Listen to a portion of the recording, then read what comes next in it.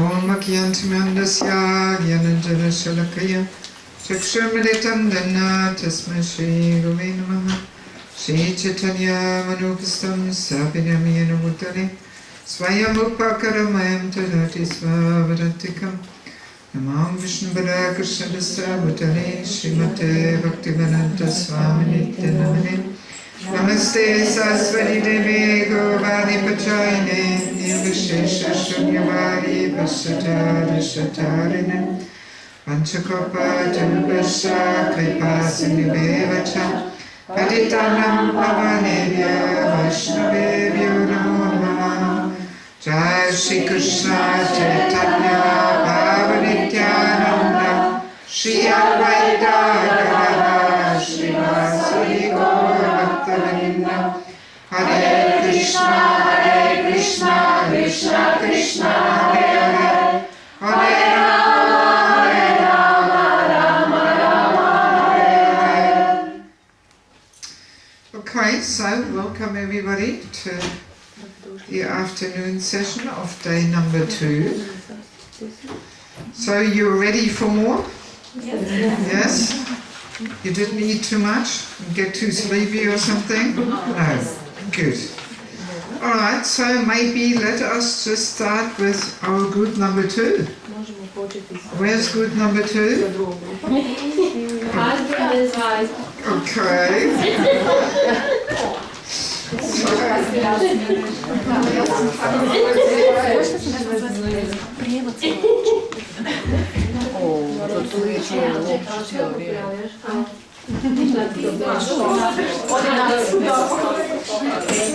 Kad možemo početi? Da. Da. Znaš da biti u sredini njima da se čuju? Pa ono nek si kod tebe. Ono su varno ljudi tražili da se čuju. Da smo stavili kameru. Haribo, what are you doing? Again. You will fix it next 100 years. Probably. You are for nothing. I've got to call house master. Fine. You know what? What? Do it yourself. I'll go to the bar with my friends. I'm not crazy. I'll throw it away through the window.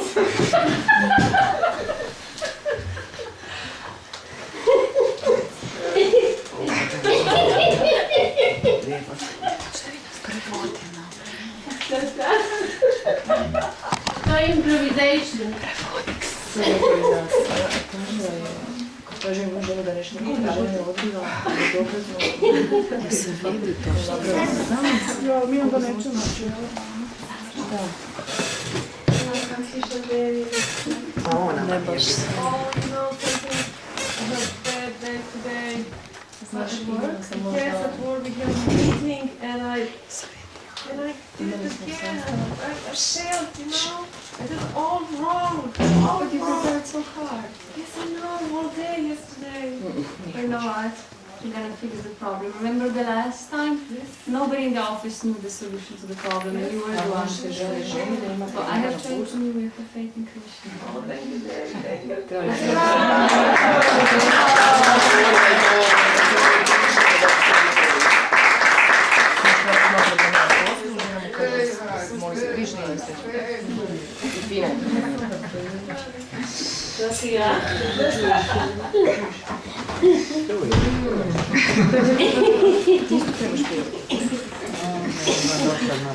Okay.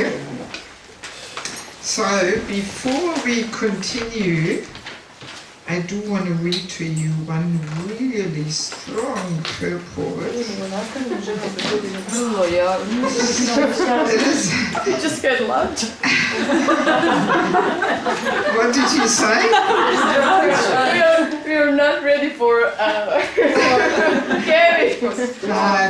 No, you'll be able to digest. After you digest in the morning, you can digest everything.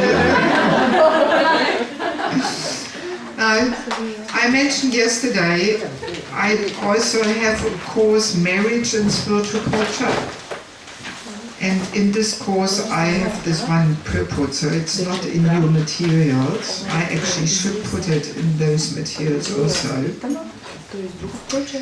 But it does give some answer to some questions that came up in regards to abuse, you know, how much to tolerate and so on. This is Bhagavatam 9, 9th canto, 3rd chapter, verse number 10. This is with Chavana Muni and Sukanya. For those who cannot remember the story, Chavana Muni is some old, cranky, ugly, irritable man, Muni. And Sukanya is this very young, beautiful princess. So, the verse says, Chavana Muni was very irritable, but since Sukanya had gotten him as her husband, she dealt with him carefully, according to his mood. Knowing his mind, she performed service to him without being bewildered. So now comes Prabhupada's most excellent purport. Listen very carefully.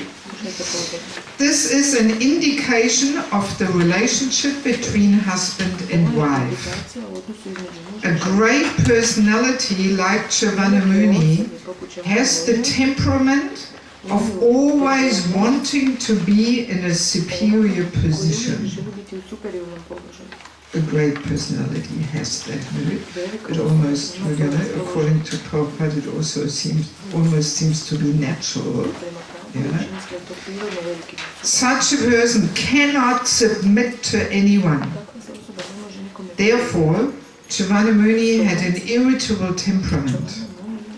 His wife, Sukanya, could understand his attitude, and under the circumstances, she treated him accordingly. So now it comes.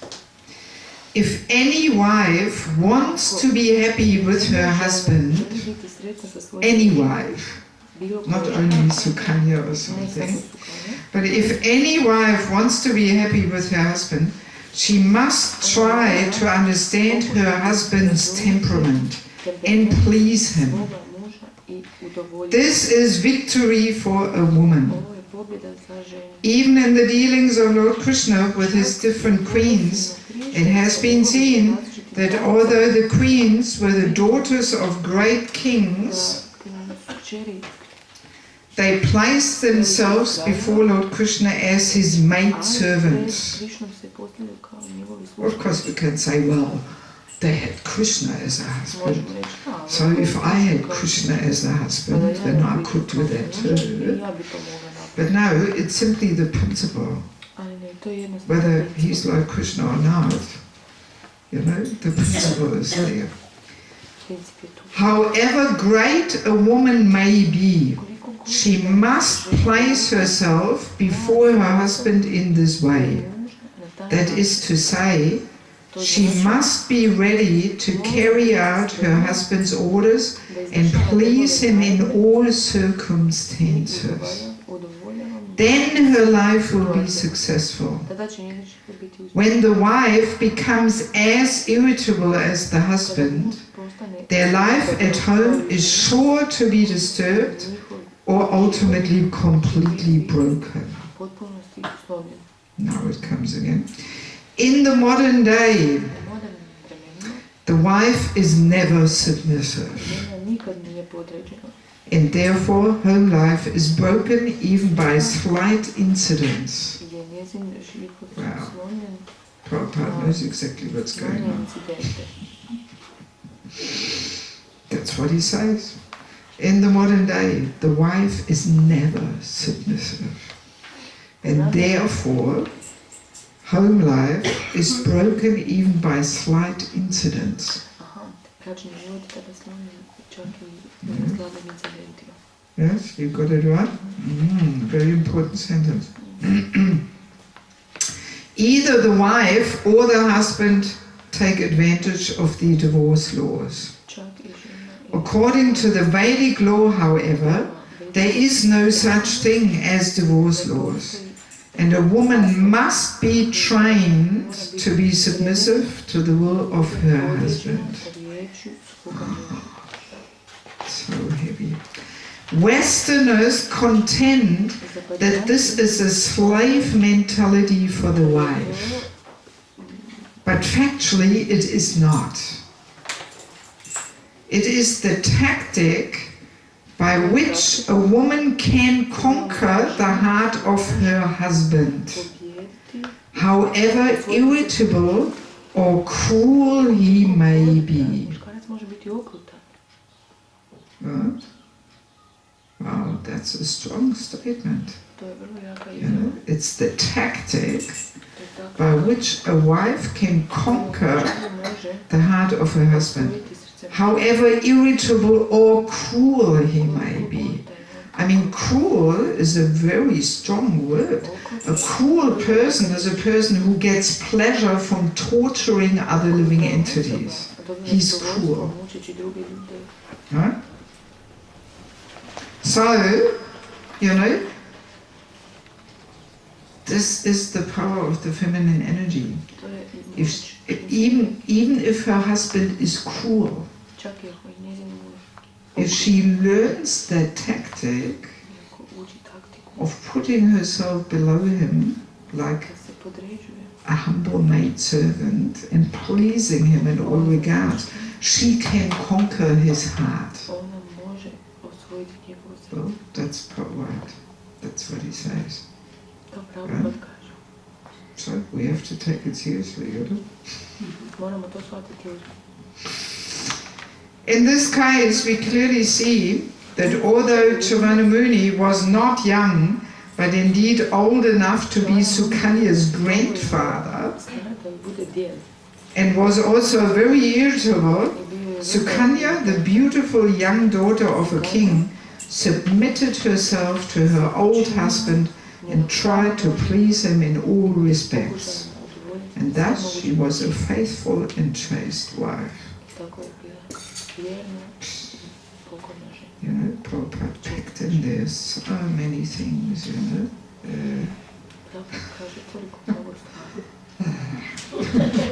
Even if it's cruel to her.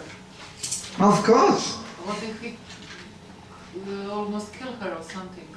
Well, Okay. see, the point is, it is all a question of internal attitude, you know. It's not a cheap thing to really put yourself below. It's not an external thing. Yeah, what else do you want? I'm cooking your lunch already. You're still not satisfied. You know, that's not going to do the job. That's not going to conquer his heart. Right? No. Really internally putting below. As Prabhupada said, in the Western world, women are never submissive. We have not learned this. We have not been trained in this. We don't even know what it means. We don't have examples. We don't have examples. Yes, yes, yes. We don't have role models. You know, that's the problem. So, as I'm saying, it's going to take several generations to get back there, you know. But let's first understand the principle. You know, let's understand the principle of Krishna's system and also understand how far we have gone off already. You know. But in other words, you know, let's clearly understand this is the wife's powerful feminine energy, that through her service she conquers the husband's heart, which means then he will not be cruel in the first place. That's the point, basically. You know? Unless he is completely emotionally screwed up and mad or something, you know. But if we learn the tactic, we learn the art, no, We conquer his heart. Why should he be cruel? He will not. That's the power of the feminine energy. You know, but we have to understand deeply, you know, what it means. It does not mean just externally, all right, I do as you say again. Oh. You know, no. You know, that's just an external show there of submission. It has to be in the heart. And a man can feel. You know, consciousness is a very powerful energy. You know, it emanates from every pore of your skin. You can feel if this is real submission, or if we just make some show here, you know. Man can feel. Yes. Yes. Just some food for thought here.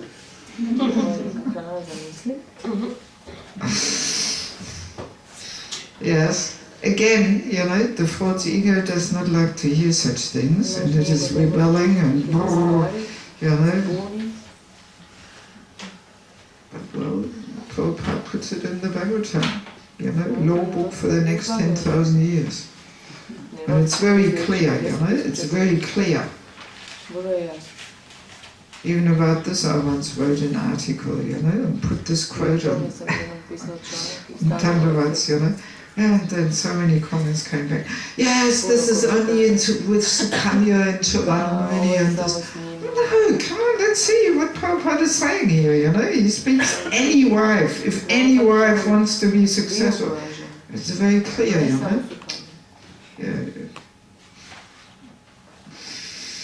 Yes. Okay. Anyway, I simply wanted to share that, even though it is part of marriage and spiritual culture. Because see, this course, Women and Spiritual Culture, it just sets the foundation, it gives the principles. And then marriage and spiritual culture, we go a little bit into the details, more of attitude of the husband, attitude of the wife. And it is actually on the website now, you can download it.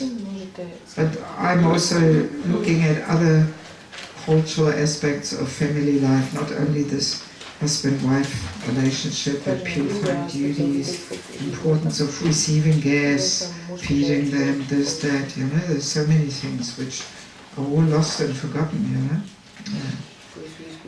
Yeah. All right. Are there any quick questions about this? Without getting too much into details, how long should we tolerate this, that, you know? No, let's just stick to the principles. Let's just understand Krishna's system, you know? Yeah. Yes? Thank you. Can I ask, I'm sorry if we mentioned and I didn't catch, what is with female only way of advancement through men? It is said in a couple of places in scriptures that woman is advancing only through serving men. Yes. Well, see, Krishna's system for dissolving the false ego for those living entities in a woman's body is by putting herself below men. That's Krishna's system. Not only in marriage, but especially in marriage and in all dealings with men. You know? That's how we free ourselves. As we said, we practice on the man how to become humble servant. You know, and how to dissolve the false ego. So what's the system for the men? How do they get rid of their false ego? Taking care of women? Submitting to the Guru. With other men. Huh? With other men. Very true, very good. You must have heard it on the lectures, right? She's cheating. Yes, in cooperation with other men. That's how the men dissolve their ego. Very clear. You know, if a man's purifying duty is to take charge, his nature is he wants to lead. So you imagine many men are there, they all want to take charge and lead. You're going to have a clash, you're going to have a problem, you know.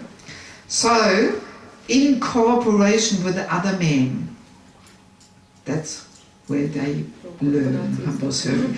Even out there in the working world, you know, getting bashed around in competition with other men and their ego gets, you know, beaten, you know.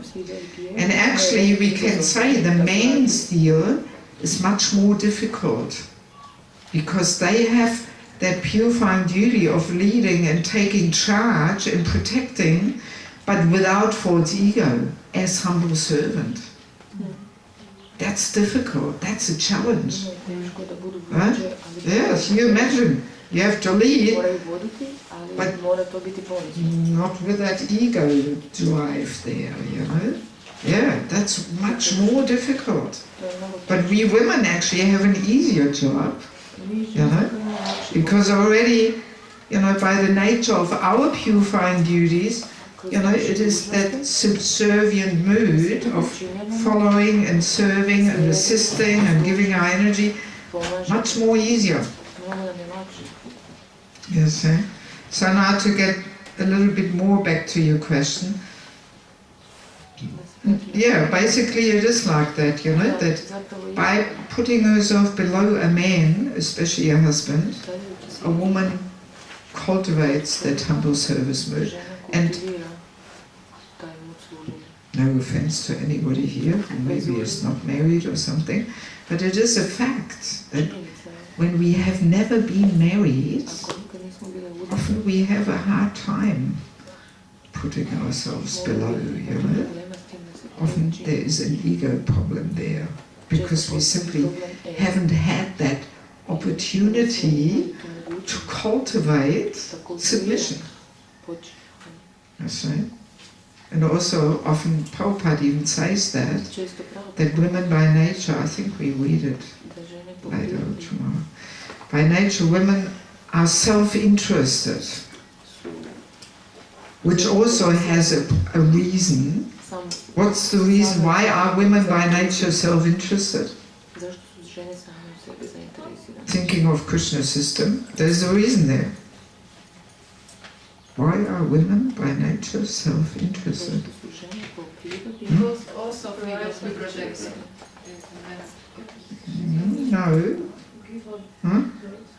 To collect things so that they can provide for the children. Yes, yes, yes, yes.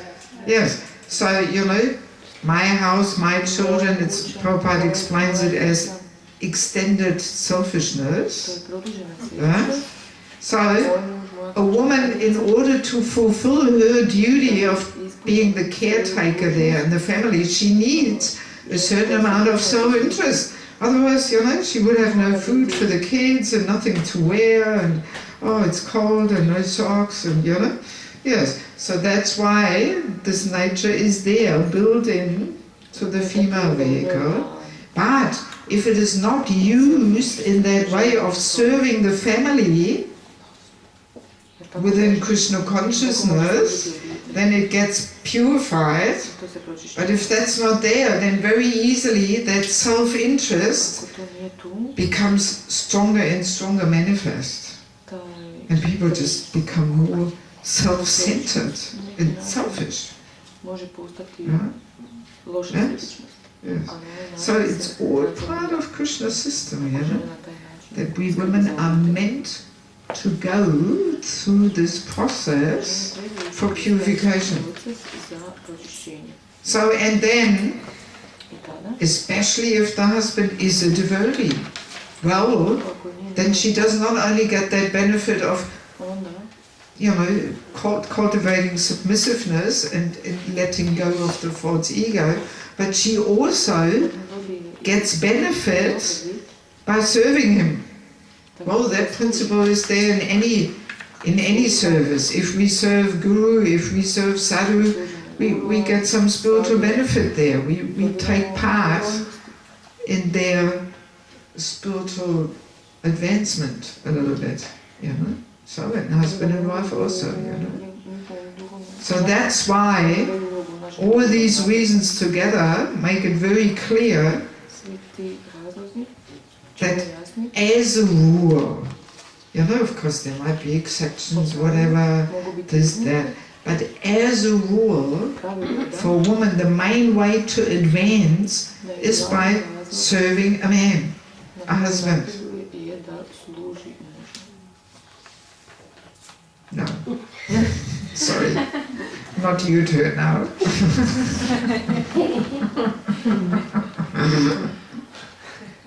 Yeah?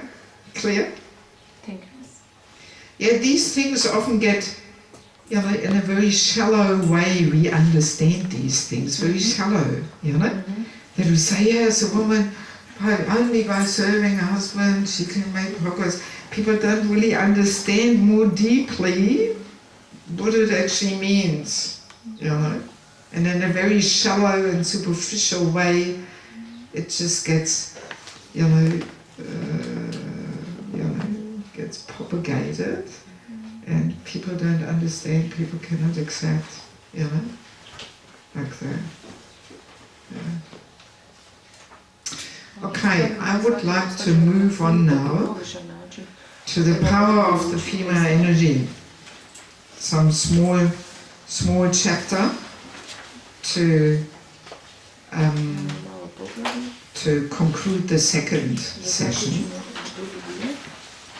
So, I think we have heard many times, maybe turn the loudspeaker a touch to the side, no, to the side, because it does, no, other side, yes, it does, yeah, that's enough probably. It does backfeed there sometimes with some noise, you know. Yeah. So I'm sure we have all heard many times how women are Maya, right? Another one of those cliche, shallow things, you know. So of course women are not Maya, women are spirit souls like all other entities. But the point is, Krishna has given this female form a very powerful energy. Very, very powerful. Women's energy is so much more powerful than men's energy. So much more. So, and the female energy has the potency, you know, depending on how we use that feminine energy. We can use it to become the source of, a special source of energy and inspiration, and we follow in the footsteps of Srimati Radharani, and we become a little Lakshmi Devi there in the house, you know? Or we can follow in the footsteps of Durga Devi and enjoy that effect of this energy and bewilder everybody and lead everybody to hell. You know, so we have that choice. That's the point. You know. So, and Krishna has given that energy to the women. He has to give it to somebody, you know, in order to make the world go round and around and around here, you know.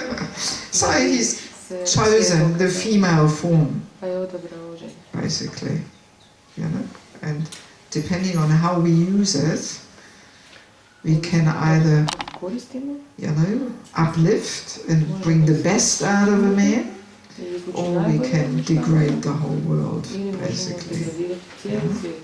Yes. Chanakya Pandit says, women have hunger twofold, shyness fourfold, daring sixfold, and lust eightfold as compared to men. So of course, this one verse in itself is enough material for another seminar. I simply put it in there just to show how we women are in everything much stronger. double, 4 times, 6 times, 8 times. It just gives an indication how this feminine energy is so much more powerful. You know? Just one quick little comment about the lust being eightfold. You know, men's lust, woman's lust, simply different manifest differently. Men's lust manifests more in gross terms of sex desire. Women's lust manifests more subtle. Women are more envious, women are more competitive. Yes, much more. And, you know, there's more attachment to body and beauty and comfort, this, that, you know? Like that, yes.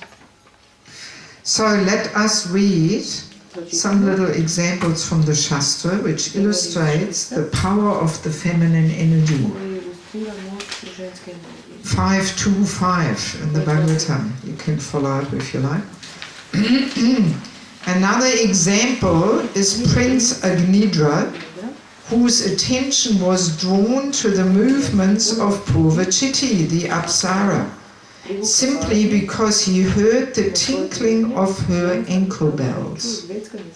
In the same way that Vishvamitra Muni was attracted by the tinkling bangles of Menaka, Prince Agnidra, upon hearing the tinkling bangles of Purvachiti, immediately opened his eyes to see her beautiful movements as she walked. So there's many examples like that in the Shastra, where a woman, just by lifting her eyebrows or tinkling with some bangles or ankle bells, she makes a great saintly person lose his mind. Right? We never hear stories the other way around. Right? Where, unless it's Krishna playing the flute or something, you know, that a man, by some tinkling there, a woman is falling down or something. We never hear that. And not only that, also, of course, if you just take some ankle bells and tinkle, it will not be the same effect, you know. So it's not actually this tinkling sound of the ankle bells. If a man takes the same ankle bells and just tinkles with them, no other man will fall down, you know. Yes, yes, but it is actually the feminine energy traveling on the sound of that tinkling. That's what's making him fall down, not just the tinkling noise, right? Yes, yes, yes. Actually, one Indian-bodied Mataji was once making this comment and saying that actually the reason why women were wearing bangles was so that the man could hear, attention, there is woman coming. Like beeping the horn before you go around the corner in the car, you know. Yes, because, you know, in the early days there was no electricity, there was just some oil lights, you know, and they were moving around. So, when a man could hear, oh, there's some tinkling from the kitchen coming, he knew, oh, there's a woman there, I better don't go there now. You know? Interesting, isn't it? I didn't know that. I thought it was pretty sweet little detail. What? Maharaj also mentioned the same thing to my god sister. She's always. I actually remember now when you're saying it. When I was a grihasta, I was also wearing bangles, and I also sometimes was making a bit of noise there just to make people understand. You know, there's a woman there or something. Yeah, I remember. Yes. So let's read the next one. This is even more funny. 3:22:17.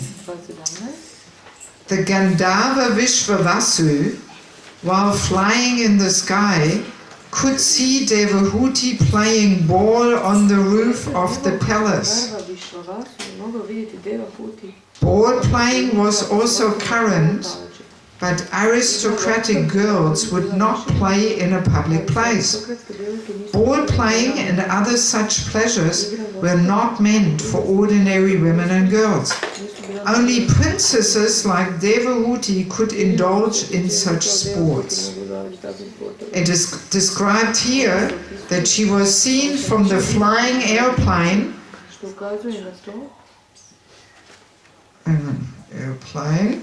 This indicates that the palace was very high.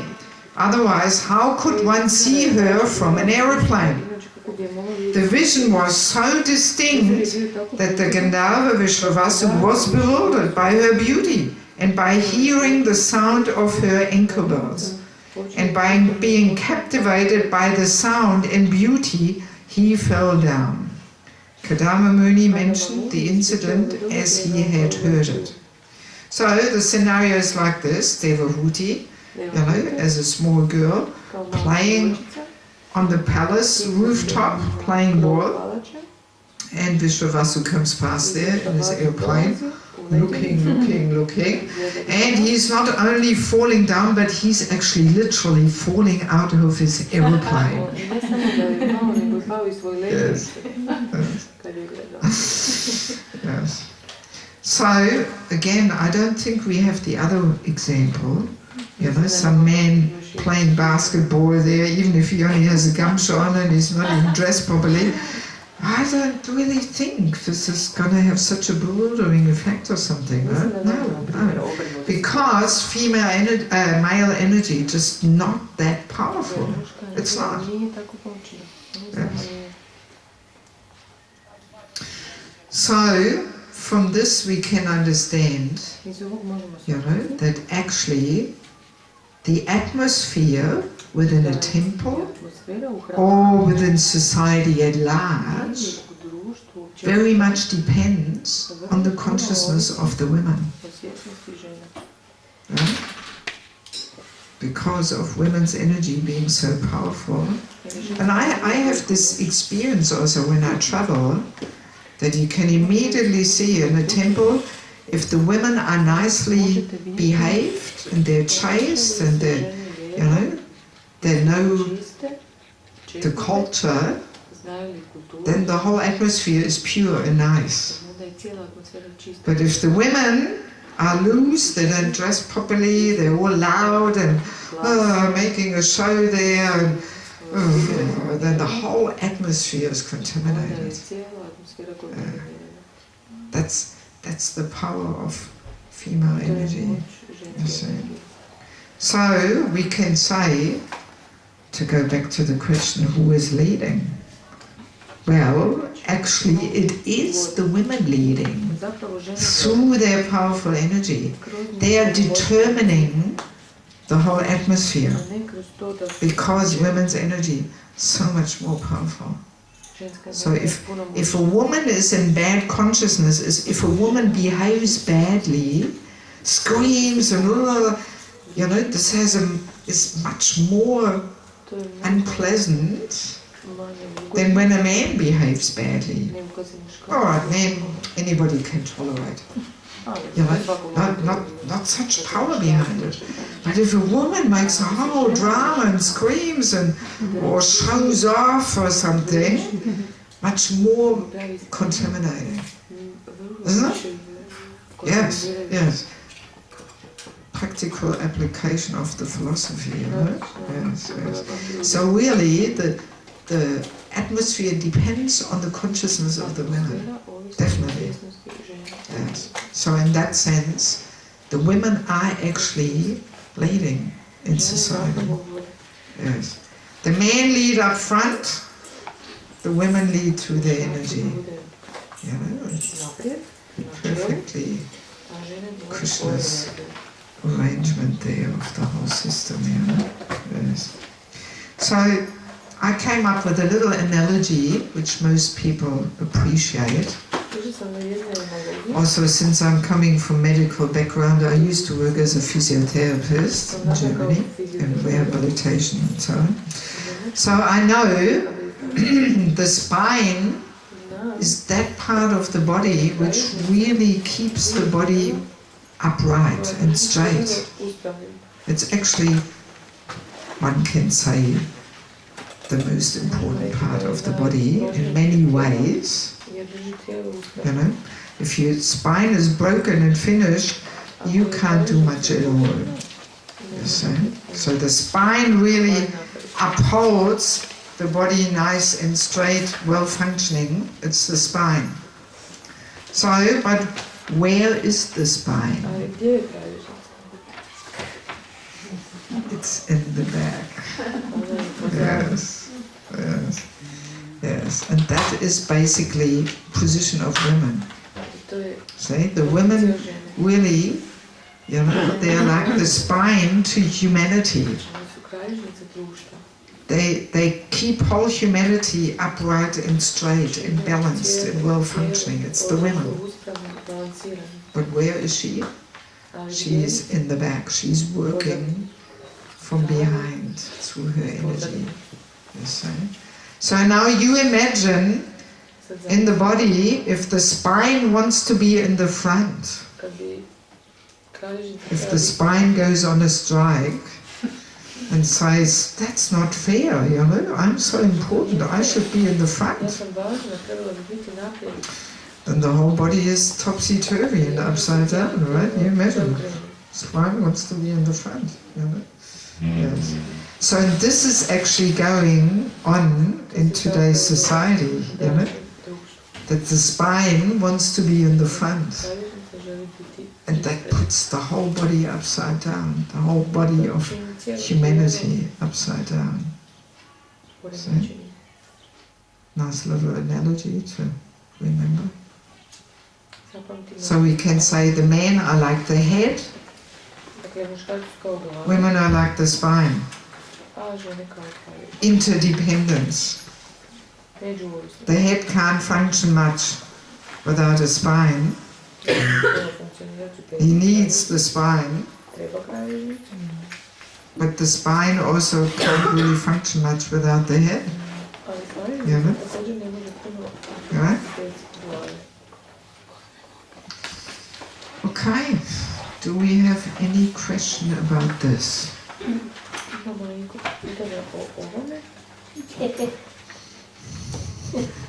I think there's never a time where you don't have a question, is there? Curious. Let me first see if there's anybody else who is almost as curious as you are. Since you're very experienced, please can you tell me,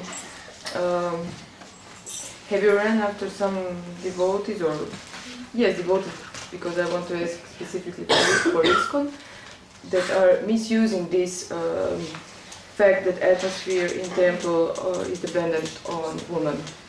Like, for example, if something is wrong in the temple, then the woman is to be blamed, and then there is no reason for something else to be put like a problem.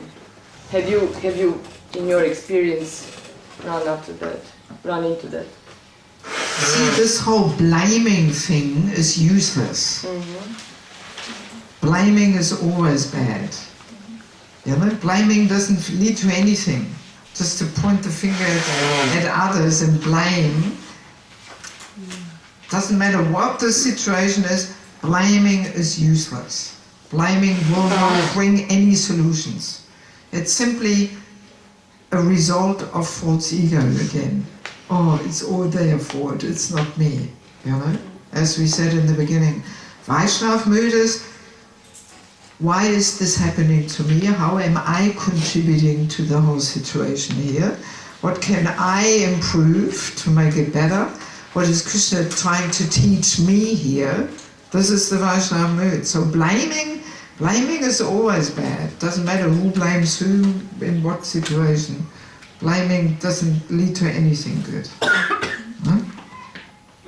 Of course, so much blaming is going on. Oh. Everybody blames each other. We get away with it, you know, from this. Blaming is useless. Men blaming the women, women blaming the men. Useless. Both sides should understand their roles, you know, according to Krishna's system and play it, rather than just wasting time blaming each other. What's the good of that? You know, it's just an ego thing. Oh, it's your fault, I'm right, you're wrong. No, useless. Useless. Right?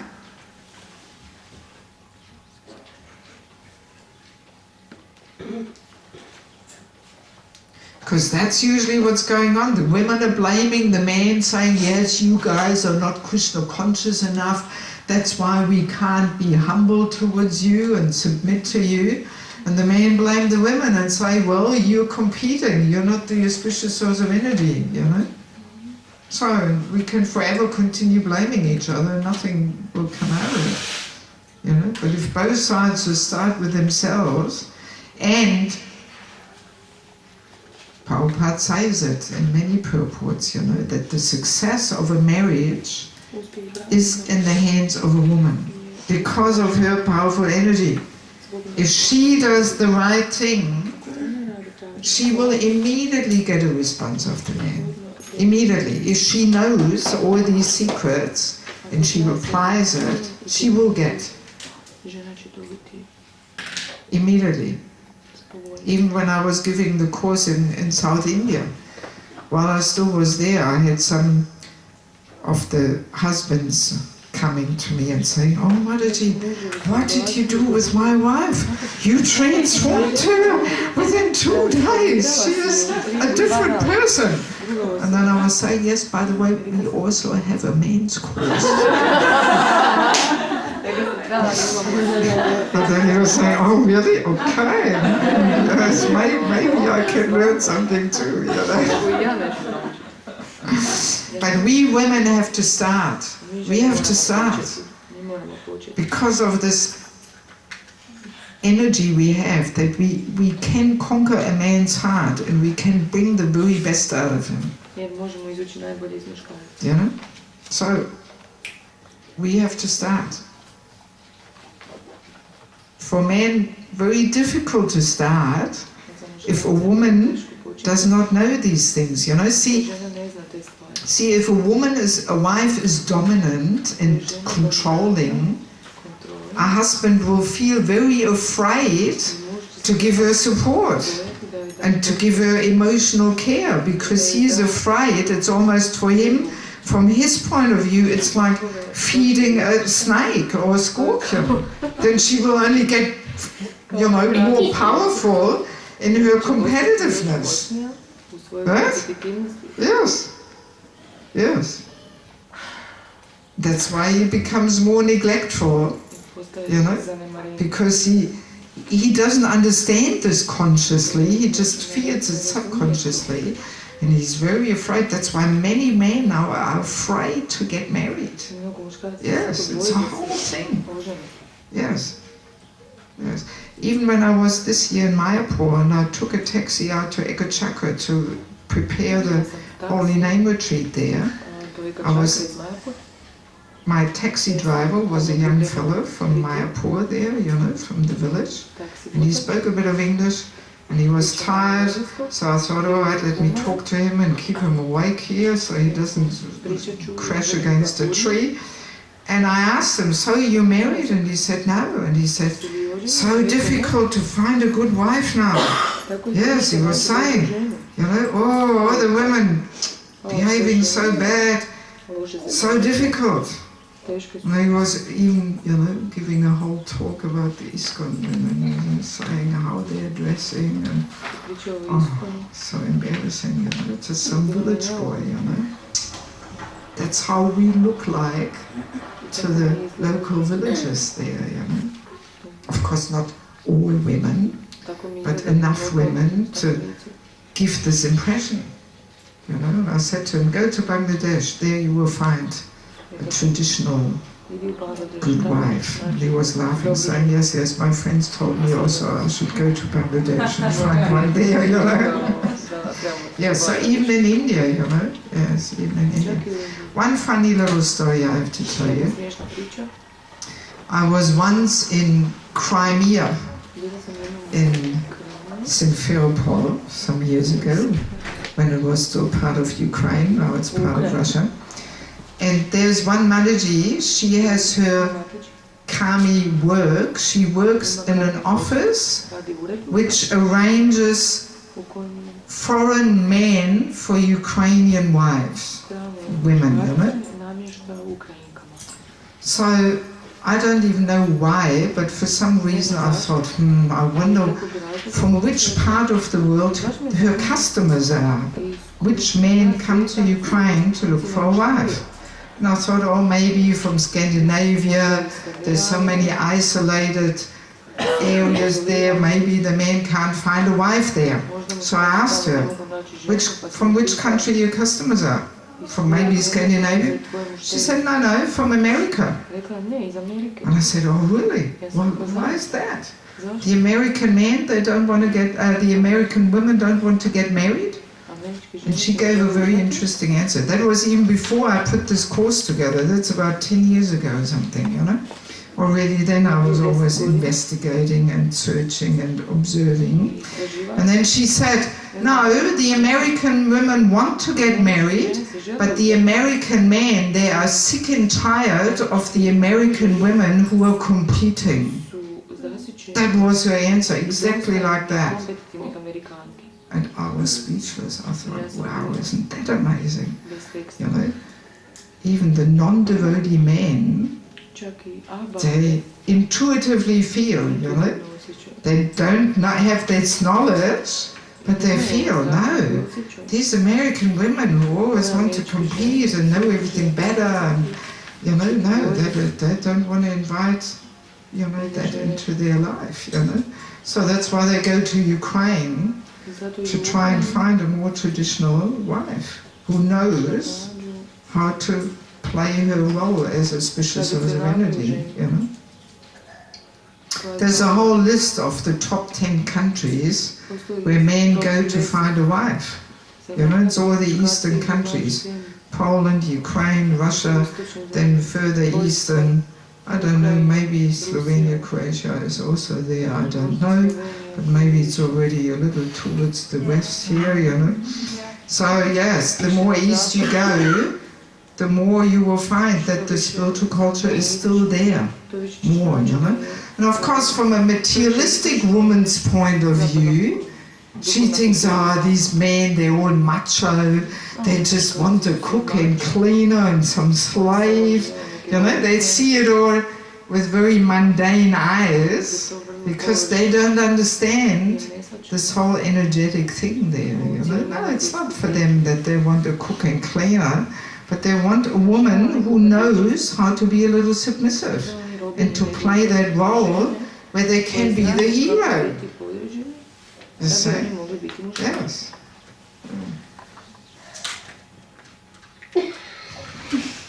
You're very persistent, you know. Very. Okay, quick. Let me see. I can understand why someone needs a husband or a wife. I can understand. You cannot? No. I'll explain you another time. Maybe because of incarnation. I'll explain you another time. Because I think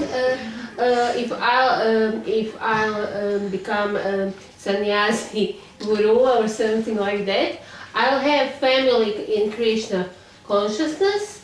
I hate sex. I don't like children because I got fulfillment in my life and everything I need. Just as one little comment, a sannyasi would never hate children. I don't like. Well, let me understand, let me explain. You know, a person who has spiritual vision does not see the outside body, but he sees there is a little Vaishnava in that body. I don't. Well, that might be the problem, you know. Maybe. You know? So, and I tell you frankly, for many years also children were not much part of my life too. But then I started realizing, you know, that actually I was also a child some time ago, you know, and this child will sooner or later be a grown-up person, And especially all those children who take birth in devotee families, they continue from previous lifetime. They're very special souls, you see. So they deserve all attention, all care, all respect. I've learned all these things in Bangladesh. And that really changed my whole attitude towards children. Yes. So many things to learn. You're Gyani. No, not Gyani. Hopefully not. Okay, so if there's no more points. Yes, okay, 2 more points. Yes. Pa zapravo meni se čini da čak i među bahtama u Iskonu je zapravo najveći problem što i Mataji cijelo vrijeme propovijeda zapravo podržavanje žena kao majki. Ne kao majki u smislu da imaju djecu, nego čisto o njenoj službi, o darmi. Zapravo zbog čega ona rođena, ne mora imati dijete da bude majka. Misliš da je to problem, da se to ne događa u Iskonu? Pa zapravo se ne podržava to, zapravo ne uči se ovako detaljno kao što na Mataji Devaki to. Okay. It seems to me that the main problem, even inside of ISKCON, is that we are lacking kind of care for women as mothers. Support. We don't give support to women as mothers. Just da ne dajemo podršku ženi kao majci. Da, to je njena dharma, to je njen položaj, bez obzira da je na djecu ili ne. Because it is her position, no matter that if she has children or not. Very true. Very true. The mothers are the most important personalities in human society. The physical mothers and the spiritual mothers. Very true. And because they're so important, that's why I also feel that understanding, that importance of mother has to be re-established in ISKCON. That's why, when was it? 22nd of February, I made some little humble attempt there in Mayapur, and we had a program celebrating the glories of our mothers. Yes. At the moment there is an article on Dandavats about it, and on my website there is also, you can see the recording of the whole program as a video, 2-hour video. I mean, it was not, huge, but it had some little impact. Unfortunately, the time was not perfect. It was on the first day of Navadvip Mandala Parikrama, when of course most people go in Parikrama. But I wanted Shivam Swami there as the main speaker, and that was the only time when he was available. So we built a whole big pandal there on the first floor of the Goshala building there, where they usually have the yagyas and weddings and so on. We covered it all with a pandal just for a 3-hour program, all fancy flower decoration, big banner celebrating the glories of our mothers, Institute for Spiritual Culture, the stage, and Shivam Swami was there, Bhakti Purushottam Swami, Smeta Krishna Swami was speaking, and who else? Shanamoli Swami was there, yes. And he already gave the morning Bhagavatam class in connection, with this topic, and he spoke very nicely. So, and then there was some role plays. Yeah, you should watch it. It's quite funny. I had my voice broken, so I could not, unfortunately, get too involved there. I just gave the last 3 minutes. I said something, to close it off. And especially the men's role play, from the men's course, who did the same course basically. They did a very nice role play. Even though we had a few testing moments there too, they forgot their lines, we were practicing so often. And I said to them, just make a little paper, just keep it in the pocket, and if you don't know, just get the paper out. What's the big deal? No, we don't need it. No. So and then they were, they couldn't remember, and I was there whispering, trying to help them. But it was very sweet, and very powerful. They were playing a role play showing the importance of spiritual mother. So the scenario was some boys in a boys' ashram, a traveling preacher comes, and then the question is, oh, who's coming? And then one boy says, Yashoda Prabhu. And then the other boy, Yashoda Prabhu? Isn't it Yashoda Mataji? And then another boy answers, yes, it's Yashoda Mataji. Mother is always master, but she's so much more than master. So, and then she arrived, one man was dressed up in white, He folded his dhoti differently and covered it, He was the Mataji. And then everybody came running, oh Mataji, nice to see you, and they were all paying obeisances, taking the bag. And then, one boy was saying, so you will be giving some classes? And then he says, yes, why not? If your Guru Maharaj allows. And then the other boy says, yes, of course he will allow. Our Guru Maharaj is our father, and you are our mother. And mother more important.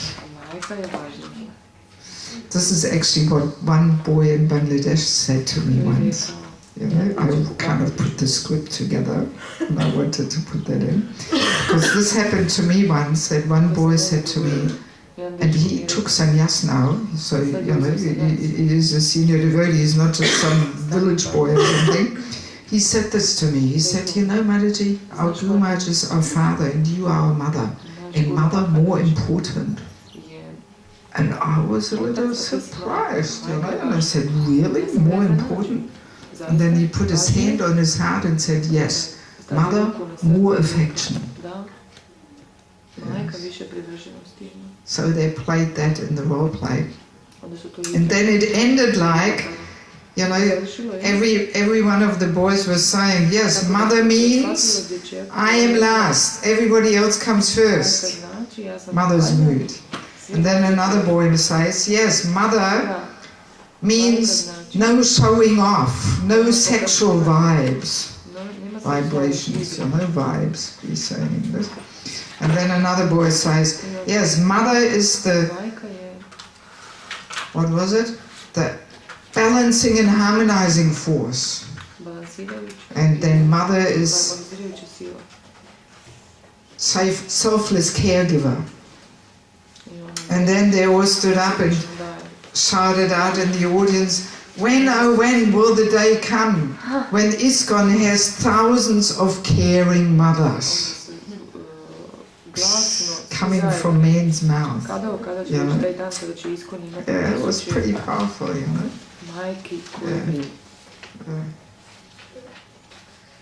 Yeah, so we're working on it, Kad je zapravo uopće, ja nisam dugo u procesu, ali evo zadnjih 12 godina zapravo zadnjih par godina se zapravo dešava taj pritisak kada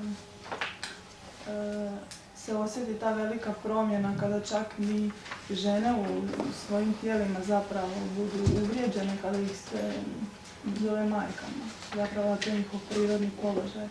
A to zapravo čak i neki guruji podržavaju sa tim Prabhu i ladies. I noticed that in last couple of years, women get offended if they call them mothers, and even some gurus are supporting this, calling Prabhu and so on. We'll get to that later. We have a topic, how to address women. Then we'll look at it. Yes. You wanted to. Yeah, just from this channel I found it's called, what does it mean more that Daring. Sixfold. This is not courageous, probably. Znači da su izazivajuće. No, daring, yes, it's kind of bold, you know? Yes. In an impolite way. No, not necessarily. Kao usude se više. No. Not, I don't understand it in an impolite way. Just simply daring, you know? Mothers jumping into the Ganges to save their child or something, you know? Yes. Da, odvažno. Yes. Okay, ladies, let's move on to lesson number 3. Are you still able to assimilate more here? Yes? Lesson 3, yes. Here. Ima još jedna, mislim da smo pročitali ono u mozgu.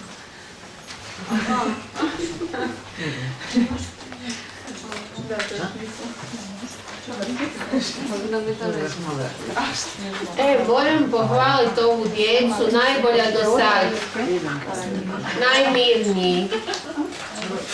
Children are very good, very stand still and very good behavior. Because they know you like them so much.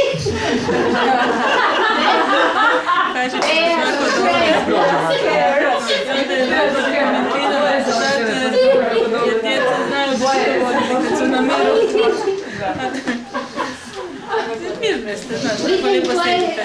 Da ne morate neko pa da zato nešto sjede, jer znaju da vi volite da odeš samo sjede.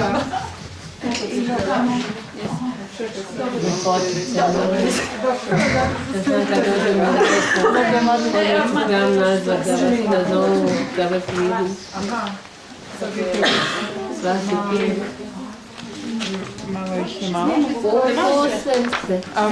Vi trebate Hrvatsku, tako? Možete skupo imati. Well, I'm glad you can laugh about my jokes. I'm glad you can laugh about my jokes. I like your ice glaze from Germany. What do you like? Something, I like your, you got something like ice. Maybe it's как скажи ozbiljan. Serious. In fact, you are serious.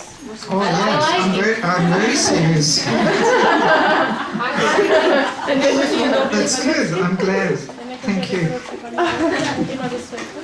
I like it because for me, knowledge is very serious thing.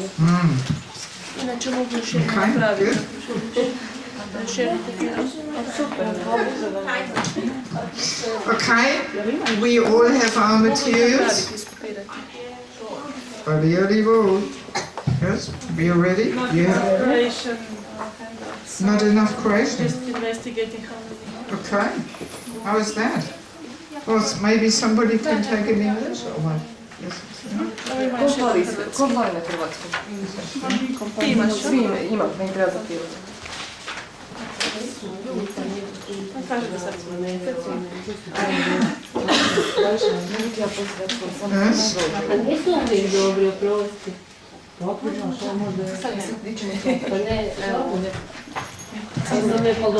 So, are we ready? Yes. Okay, so, topic is two kinds of women's beauty. Okay. Actually, some 10 years ago, I took my mother to Germany, and this was one of her first realizations. Somewhere else. Huh? Isn't she from Germany? Oh, sorry, to India. To India, sorry. Yes, sorry, thank you. I took my mother to India, to Mayapur and Vrindavan, and her very first realization was the women in India, they have a different kind of beauty. Their beauty is not like the Western beauty, agitating and, provocative and all this, but it's a different kind of beauty. That was her first observation after the first few hours when she landed in India. And I thought that was pretty remarkable for a person who does not even practice Krishna consciousness, as such. So, well, I mean, very clear, we discussed first day, we established the spiritual culture, materialistic culture, opposite worldview, different fashion, and. So obviously, there has to be two kinds of beauties, right? Very clear. And I mean, understanding that in materialistic culture, success of a woman is actually, how do you say, is judged according to how many men she can agitate. Actually, isn't it? Yeah. Because, sense gratification is the goal in life, sex life is the topmost enjoyment, so naturally a woman who can attract and bewilder men, she is considered successful. Right? Yes, of course. That propaganda is all there. Like Marge was saying yesterday morning, I think it was. No, this morning? This morning? Yesterday morning? This morning? I'm mixed up already. Oh no, yesterday morning we didn't hear class. Yeah. See, I'm already feeling like I've been a week here, So yes, this morning he was saying, this advertisement is always connected with some young, beautiful woman, with Photoshop, all the wrinkles taken away, and so, that promotion is very strong, that propaganda to be, agitating to the opposite gender, to be appealing, to be attractive, and you buy it with everything,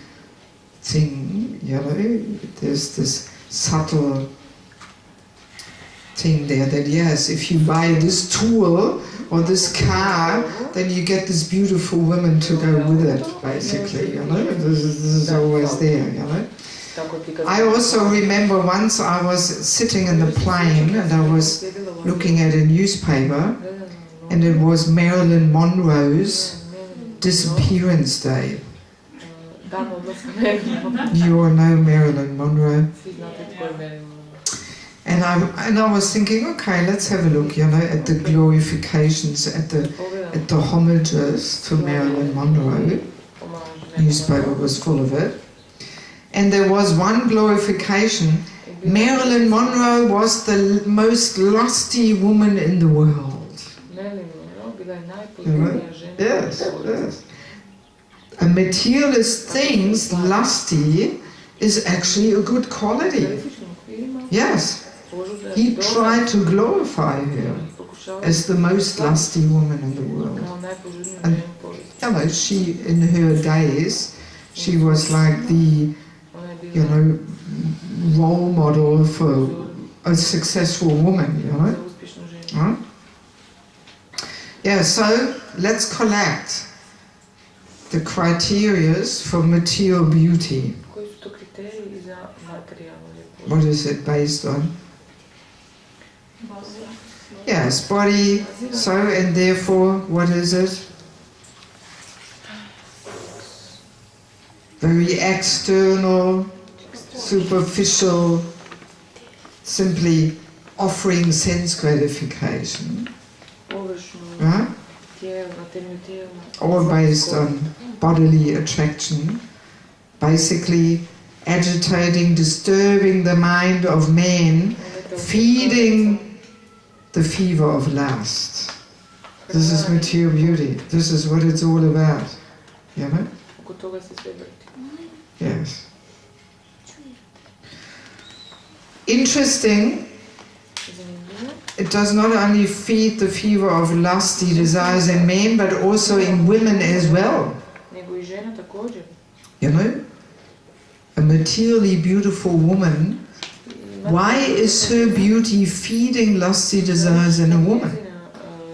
Who can explain? Yes, yes, the whole competitive thing there, you know? Yes, yes. Sometimes women have told me this, they have said, I'm actually not dressing up for men, but for other women. Right? Because there's this whole competitiveness there. Who is more attractive? You know, who wins the race there? Yes. So that's why it feeds also the lusty desires in a woman. You know, she starts thinking, oh, look at her, how she walks around, okay, well, how can I keep up with this, you know? And in a subtle way, it is also going on amongst ladies in Krishna consciousness. Oh, what sari has she got? Okay, where did you get that from? And okay, and you know, checking out her earrings matching to the sari and this, that, you know. And the mind is wandering and competing there, you know, often very unconscious. We're not even aware of it, you know. Yes. But it's going on. Marilyn was very unhappy. Just seeing what materialistic beauty is doing.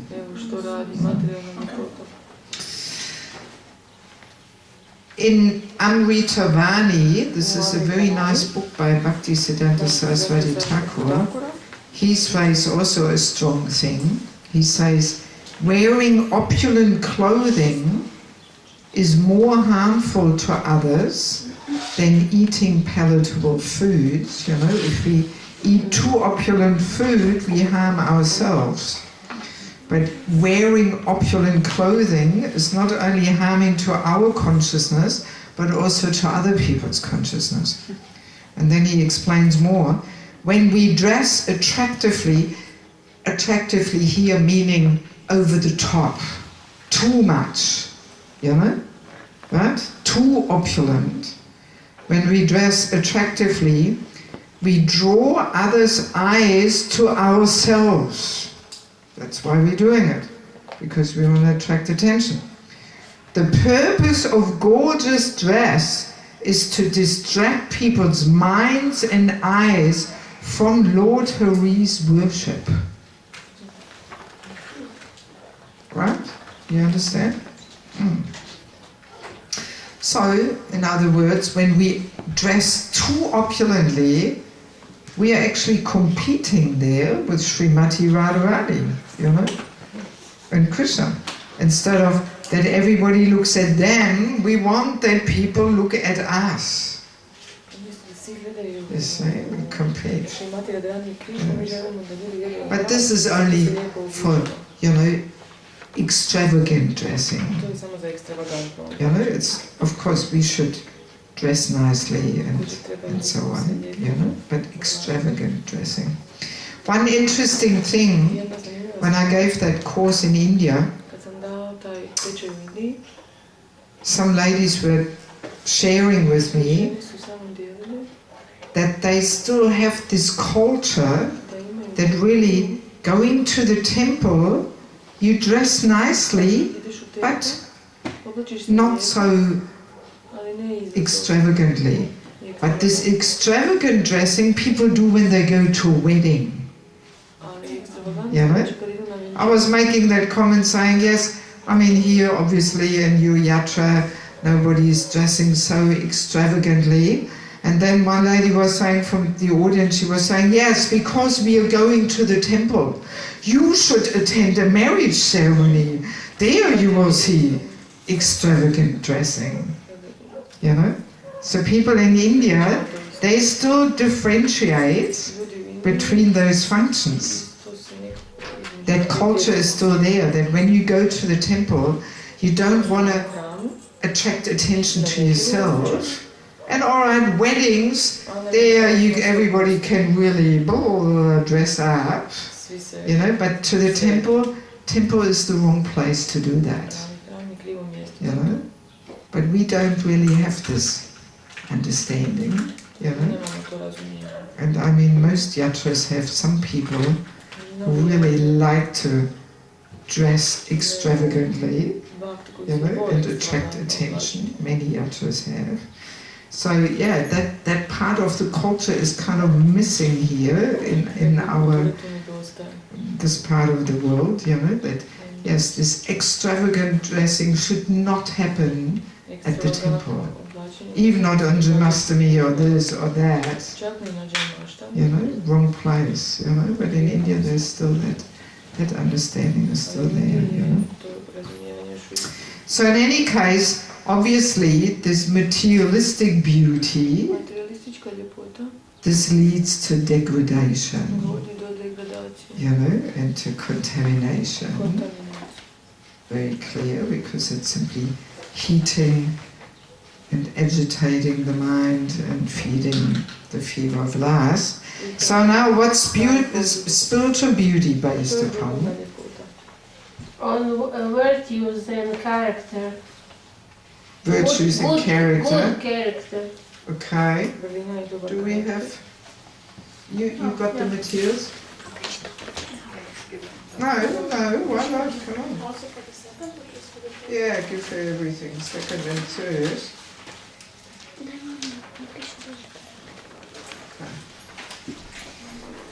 Yes, virtue, character. What else? What's the basic foundation? Empathy. What's the don't just call out, please. Just lift your hand. Okay. So what's the foundation to spiritual beauty?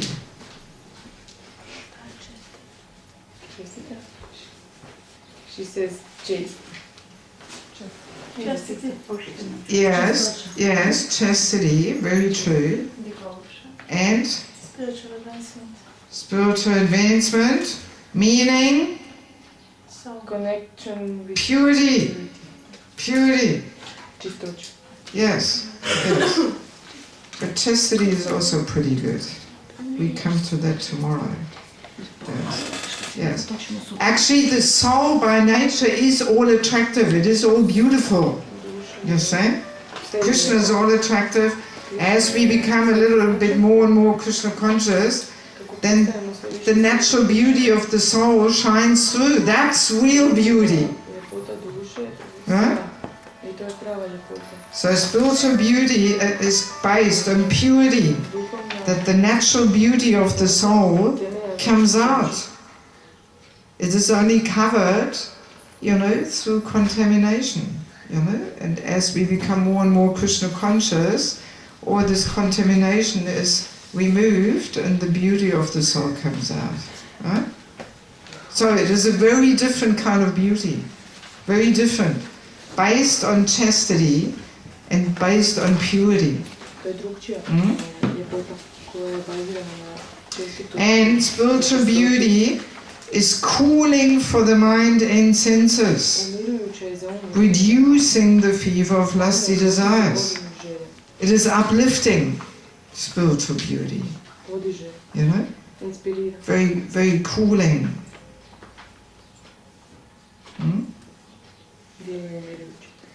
In the marriage and spiritual culture, there's one quote where it says how you know, a wife, if she dresses herself nicely, how she helps her husband to be sober and think nicely about his family responsibilities.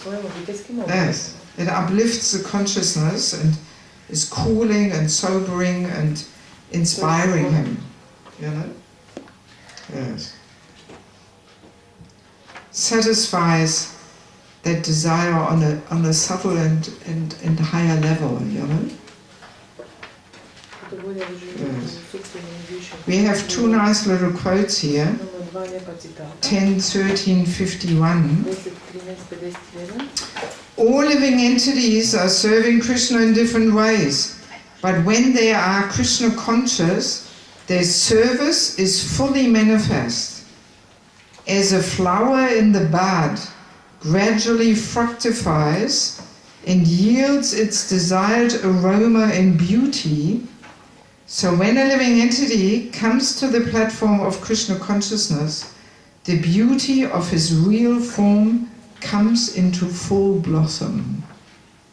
That is the ultimate beauty and the ultimate fulfillment of desire. Very nice. Yes. We have this analogy there of a flower, you know. When a flower gradually, you know, blossoms and the real beauty and the real aroma comes out, she becomes very, very beautiful. And that's what's happening when a living entity becomes Krishna conscious. Then his full beauty, resting on his relationship with the Lord, comes to full blossom. Yeah? Very nice. Very profound. That this is actually true beauty. Yeah? And materialistic beauty is just like the perverted reflection of this. Yeah? Yes. There's another one, 10:20:13. As all creatures of the land and water took advantage of the newly fallen rainwater, their forms became attractive and pleasing, just as a devotee becomes beautiful by engaging in the service of the Supreme Lord. And we have the purport. We have practical experience of this with our students in the International Society of Krishna Consciousness. Before becoming students, they were dirty looking, although they had naturally beautiful personal features. But due to having no information of Krishna consciousness, they appeared very dirty and wretched. Since they have taken to Krishna consciousness, their health has improved, and by following the rules and regulations, they have increased their bodily luster. When they are dressed with saffron-colored cloth, with tilak on their foreheads, and beads in their hands and on their necks, they look exactly as if they have come directly from Vaikuntha. Very famous purport. Yeah, so again, very nicely describing, you know, how this true beauty, ultimately coming from the soul, comes shining through as we become more and more Krishna conscious. Yes, that's the spiritual beauty.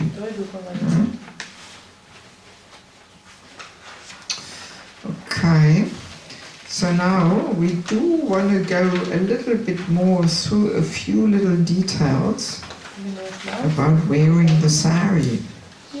Even though usually I don't really go much into details, but you know, no harm to talk about a few little aspects, since it is so relevant and so practical. As we said yesterday, sari is the transcendental fashion, the topmost transcendental fashion. You know? Actually, it's also just so practical, you know, in a sense that it fits everyone at all times. Doesn't matter whether you put on 10 kilos or you lose 10 kilos, sari always fits. Whether you're pregnant, whether you're tall, whether you're short, it always fits. Very practical, you know. You don't have to buy new clothes all the time, like, you know, with materialistic fashion, you know. But no, it always fits, you know. Keeps all parts of the body perfectly covered in such an elegant way, actually. It's quite funny, you know. I don't know if you have been recently to Vrindavan. When you go to Vrindavan these days, so often you see these Indian ladies squeezing themselves into jeans, you know, and often their bodies are just not designed for jeans, you know. They're just not, you know. They have these big hips and it looks so ugly in this jeans. Oh my God, you know? Oh. And I'm always thinking, God, if she just had a sari on, you know, sari just covers it all so nicely, you know? And it still looks so elegant and beautiful, you know? But no, has to be the jeans, you know, and then the big backsides there, you know. Oh my God, you know. Yeah, it's really grotesque, you know. The Indian women start more and more wearing non-devotional clothes, and here we are coming from Germany and we have not, and we are wearing the saris, you know, really upside down, you know. Yeah, so that's really what you can see in India, even if people are completely fat, but if they wear a sari, it still looks nice and elegant. It does, you know? Yeah, very nice design, you know?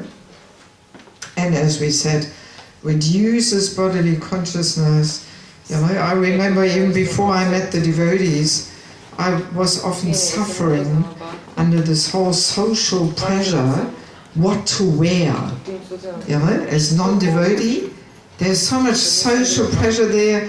Whenever you go somewhere, you go to a party or this or that, oh, what to wear, so people don't look up and down on you, people accept you, you know. It's such a headache, actually. Such a social pressure, you know. Yes, yes.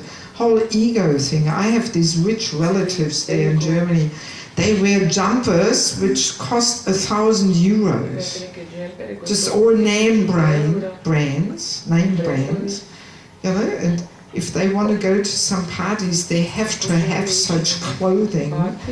Otherwise, they fear they can't even appear there, you know. This is how this whole mental pressure is building up and, you know, causing people to waste their money in such ridiculous ways. You know? Yes, yes. And I always had this theory, there must be one way of dressing where you're always appropriately dressed. You know? I was really looking for this way of dressing, and then, oh, yes, here it is, the sari, thank God, you know. You're always nicely dressed, doesn't matter for what occasion, you know, it's just perfect, you know. So, but as we were mentioning yesterday, if we really want to, we can make turn the sari into the fashion in the mode of passion. If we really want to, right? It is possible, right? Let us quickly collect in a very practical way here. How do we wear a sari in order to turn it into materialistic fashion? Fashion in the mode of passion. Yes, so first of all, very high trolleys, very low sari. So low.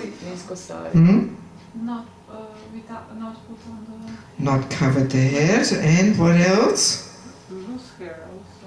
Loose hair also. Transparent. Transparent, yes. Yes, or sometimes, you know, the gopi skirt. First it starts sari, gopi skirt, then gopi skirt. The veil is just some flimsy little see-through chadar there. You know, some little scarf. I mean, I've seen women coming like this to Mangalati in Mayapur with a petticoat, just a petticoat and a little trolley and just some little see-through scarf, you know. Yes, yes. These things are going on even in Mayapur. And I went up to her, I said to her, sorry, I think you're not properly dressed. You haven't finished. Something is missing here, you know. Well, somebody has to tell them, you know. I mean, you can't just, you know, go along with this and nobody says anything, you know, just out of fear not to offend her or something. Come on, you know. Yes, yeah, I always sent her back to her room, you know, to get dressed properly, you know. Yeah, I mean, come on, you know. Yeah, but these things are all going on. And then what else? There's a few more versions. Yeah. There's this new way of pinning the sari, you know, that it just goes like this, you know, and the choli, of course, is lower cut there, you know, and this whole part, this décolleté, is completely free, you know, yeah. Oh, it's coming in everywhere. Yes. Maybe not so much in this part of the world, but in many parts of the world. Whoever came from Mayapur from the festival, that's the latest fashion. It's coming from there. Whoever was on the festival and who is receptible for these new fashions. Yeah, no, but it doesn't come from Mayapur as such. I don't want to mention any yatras, not to offend anybody, but it's taken from other yatras to Mayapur, and then there it's distributed to the whole world like that more, you know, yes. And then there's another thing, I mean also, you know, the whole, how to say, the whole manufacturing industry is also going along with this, you know. What changes do we find there? Choli, yes. You know, these trolleys, which are really low in the back, there's a little string there, you know, right? You know those trolleys? Little string. Yes, in the back they are holding it together, just some string there, you know. Yes, and then half the back is free, you know. Yes. Well, now you can even get sleeveless trolleys. You know, already, you know, it's wandering up there, you know, it's going to be soon with these spaghetti things there, you know, we call them, you know, in German we call them spaghetti, you know, just, you know what I mean.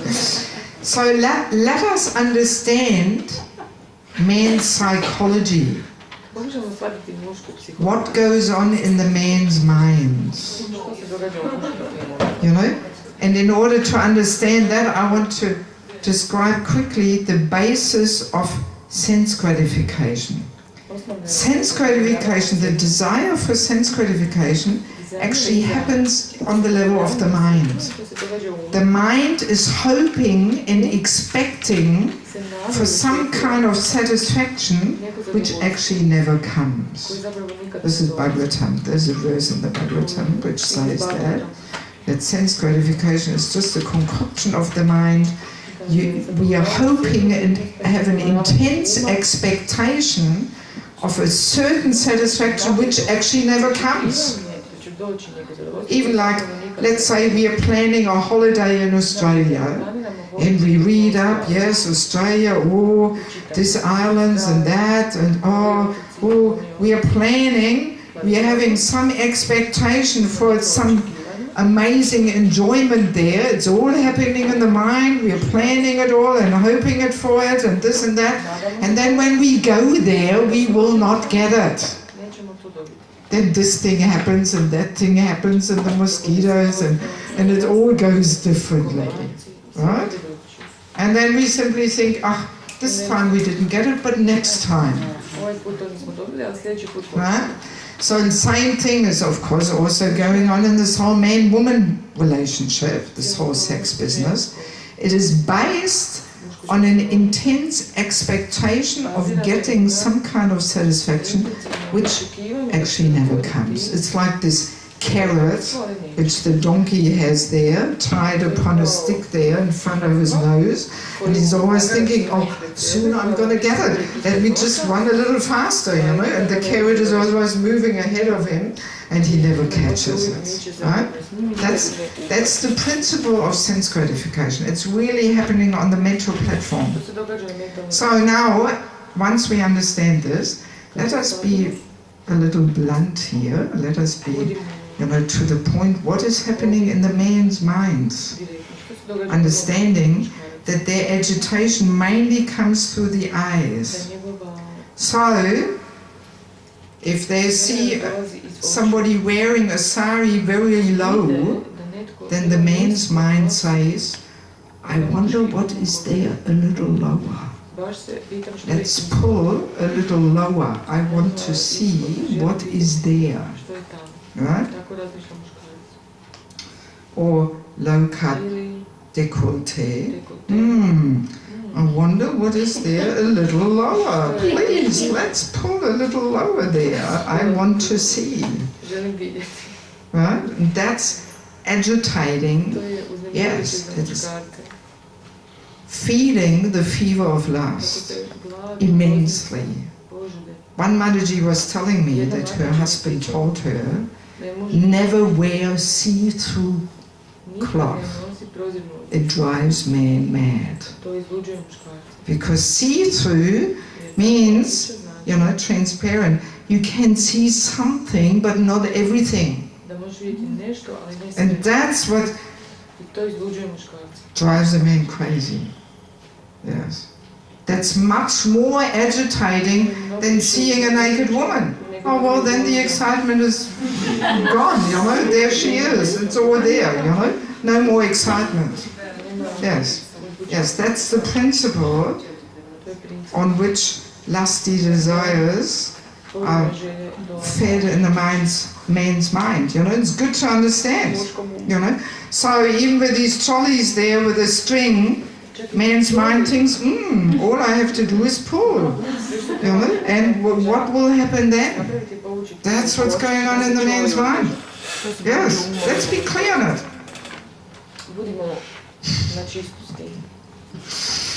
Or, you know, if a man sees only half a tattoo there, then he thinks, you know, let's get rid of this trolley there so I can see the rest of it. Huh? Yes, yes, that's what's going on in the man's mind. Yes, yes. And of course the fashion designers, they know this very well. They study psychology to know all the tricks, how to feed people's lusty desires. They study it. Yes. And they design the fashion accordingly. You know, that's why you have these skirts. Oh my God, in India, this is coming in now with the Punjabi suits, you know. The Punjabi suits now, even in South India, I was shocked. I couldn't believe it. You know, the normal Punjabi suits, which used to go far above the knee, and all right, there's a little cut like this until here maybe. This is all changed now. You know, the Punjabi suit, the pants are not the baggy pants anymore, but they're like leggings, completely tight. You have seen this? Yes. Completely tight, and then the top is becoming, first of all, shorter and shorter, you know, and on the side up, right up to the waist. Yes, so when a woman walks, you know, you can see all up the leg and the backside, everything completely clear there because her pants are so tight. And that's how the women walk around in India now. You know? Yes. I mean, that this is going to cause reactions is pretty clear, you know. Yes. And rape very often. Yes, yes. This violence which we have had towards women in India, this is the global reaction to this. Yes, of course it has to be. And it will increase, I can tell you, I can promise you. There will be so many horrible things happening because, you know, this is all coming into India, and the Indian women to take birth in India, very pious birth. Indian women, average, are very beautiful because it's a very pious birth. So if they lose, you know, their chastity and they walk around like this, this is going to create havoc because the Indian men are not used to dealing with this. This only has happened in the last 5-6 years or something, you know. In Muslim countries too. In Muslim countries. Yeah, maybe, but so far it hasn't come to Bangladesh yet, but it's just a question of time, you know. Yes. Yeah, so that's the thing, you know. I mean, I'm always perplexed. How can people walk around like this in India? I mean, I would feel so embarrassed, you know. My God, you know. But yeah, you see it everywhere, even South India, Coimbatore, which is very much in the south, you know. Yeah, so these things are going on, you know. And so, of course, men get completely agitated. They see these women's legs, they're roared up to the top, you know. Well, you know. And that feeds the fever of lust, you know. Yeah. So that's the point, you know. If we really want to, you know, we can even transform the most transcendental fashion in the most, you know, the lusty fashion, if we really want to, you know. I remember I once had an assistant with me, and she had this way of pinning the sari like this, you know. And I have to admit it. I'm pretty perceptive to subtleties, and it really annoys me when people are not properly dressed, you know, especially when they are my assistants, you know. So, but also when they're neglectfully dressed, you know, when they're dirty and rags, you know, sari hanging up to the knees, oh, I can't tolerate it, you know, just tamaguna, you know, yes, yes. So it does affect the consciousness of people around, you know. So anyway, it was interesting, you know, she was walking around like this, pinning the sari like that. And because I didn't know her much, I thought, all right, let me tolerate for a couple of weeks, and so on. But then at one stage I said to her, you know, one thing, as long as you travel with me, please pin your sari a different way. You know, while you're with me, just wear it like this. And it was amazing how it changed her whole aura. You know, she was almost like a different person, just by covering that front part nicely. Her whole energy was a different one. And she became actually so much more attractive, so much more beautiful, the spiritual beauty. Yes, I was shocked by seeing the difference, you know, what difference it makes. And it was interesting, then later on when she then went back to her hometown, the other girls, they said to her, oh, you look different, you look so beautiful, what did you do? And then she told them, she said, oh yeah, Devaki Mataji told me I should wear. And they were all saying, I also want to become like this.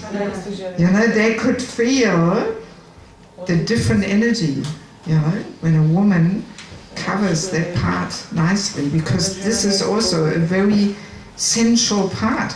That's why, you know, when people wear a Punjabi suit, you know, like traditionally, they don't cover their head with that piece, but they just cover it here in the front, right? I'm sure you have seen. Makes all the difference when that front part is covered.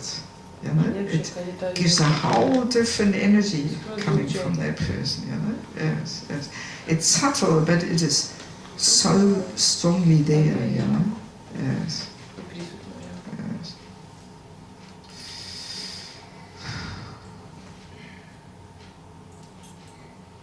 I've got this last point here. Discuss the topic of women dancing in kirtan. I don't want to go too deeply in this, but just, you know, going back to this quote with Vishwavasu falling out of his aeroplane when he saw Devahuti playing ball on the rooftop. When I read this purport first time more consciously, this was the thought that entered my mind. I thought, you know, Devahuti, innocent, beautiful little Devahuti playing ball has such an effect. What to speak of our dancing? Right? That was immediately my thought, you know. So, as I said, we're not going to establish here some rules, you know, what a woman should do and not do. And should a woman dance or not dance. No, but it's simply a question of consciousness. That's the point. And we will get to this more tomorrow when we talk about chastity. But it is all a question of consciousness. As soon as we try and make some kind of a show there, you know, then of course, boo, women's energy flying out, you know? Yes, yes. And that, of course, easily happens in dancing. You know, and often we have that experience. I'm sure we all have been in such kirtans where the women having ecstatic symptoms there, and the breasts are flying, and this and that. And my God, you know? Yes, yes, and all in the name of kirtan. You know, it's all going on. Yes, it's transcendental. You know? Yes, yes. Yeah, so we have to be a little careful, you know, about our powerful feminine energy. That's all, you know. Yes, yes. But I would not personally, I would not like to go that far and say a woman cannot dance in the kirtan. I'm sorry. For my ears, it sounds like a bit too much bodily platform, you know. As soon as we make such rules, a woman cannot do this. No, no. Maybe, you know, we can say, well, unfortunately, hardly any of our women today know the deeper secrets of chastity, what it actually means. We're going to talk about that tomorrow. Yes, and therefore maybe, you know, let's not dance too wildly or something, or maybe at the moment they should not dance. But no, anyway, everybody's got a personal mood and attitude and so on. But I personally am not, you know, fond of such a rule. Like this morning, we were dancing quite nicely, you know, no problem. If we have the right mood and attitude and consciousness, and we don't try and make a show there. And the same is for the men too. They also know, you know, they often also make a show. And it's just a different way of doing it, you know, all crazy things and jumping around there like some crazy person or something. You know, so, no, the point is not to make a show. That's the point, you know. And also this dancing I usually discuss more in the Holy Name retreats. So one day you have to come and join that somewhere. Yes. Maybe this subtle aspect, I've seen sometimes that women, you know, like hold a little bit just the sari. Does it also, you know, have an effect on man's mind? You know, hold the sari? Yeah. If it's too long. No, it's not too long, but just for dancing somehow like this, you know. And then see, we have to understand, it's not so much the topic what a woman is doing, but how is she doing, with which consciousness. That's the point. You know? So therefore I don't like to make these rules. A woman should do this, a woman cannot do this. No, no, no, no. Shallow understanding in my eyes. You know, we have to go deeper. We have to see what consciousness. Can you give me some? In what consciousness is she doing things? You know? And if the consciousness is right, then it will be fine. You know?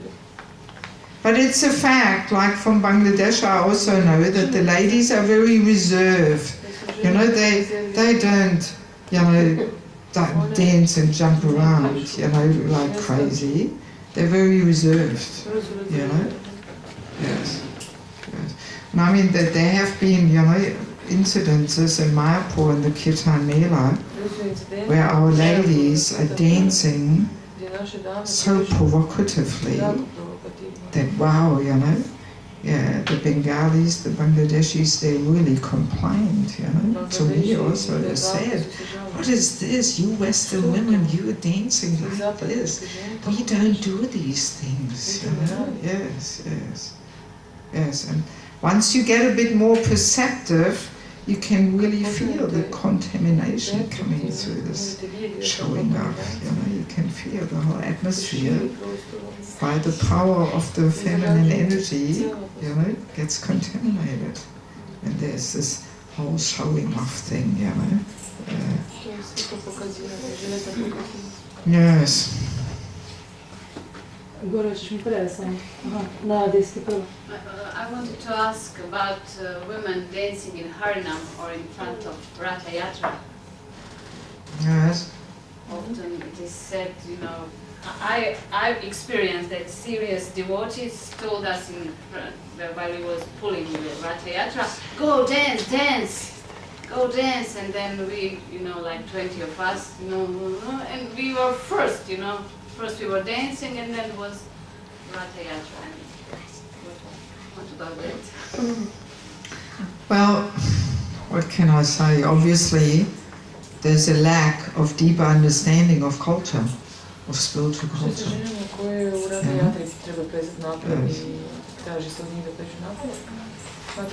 Yeah, that's the problem. Because, like, it's that will attract people. Purity is the force. The holy name is all attractive. We possibly cannot make the holy name more attractive through our dancing. Not possible. It is all attractive. And if we chant purely, that's what attracts. If we try and attract people simply on this material thing of making a show, I mean, the materialists are much more expert in making shows, you know. We cannot compete with that, and we don't want to compete with that. We want to offer something different. And I want to share one thing with you, which is a pretty shocking thing.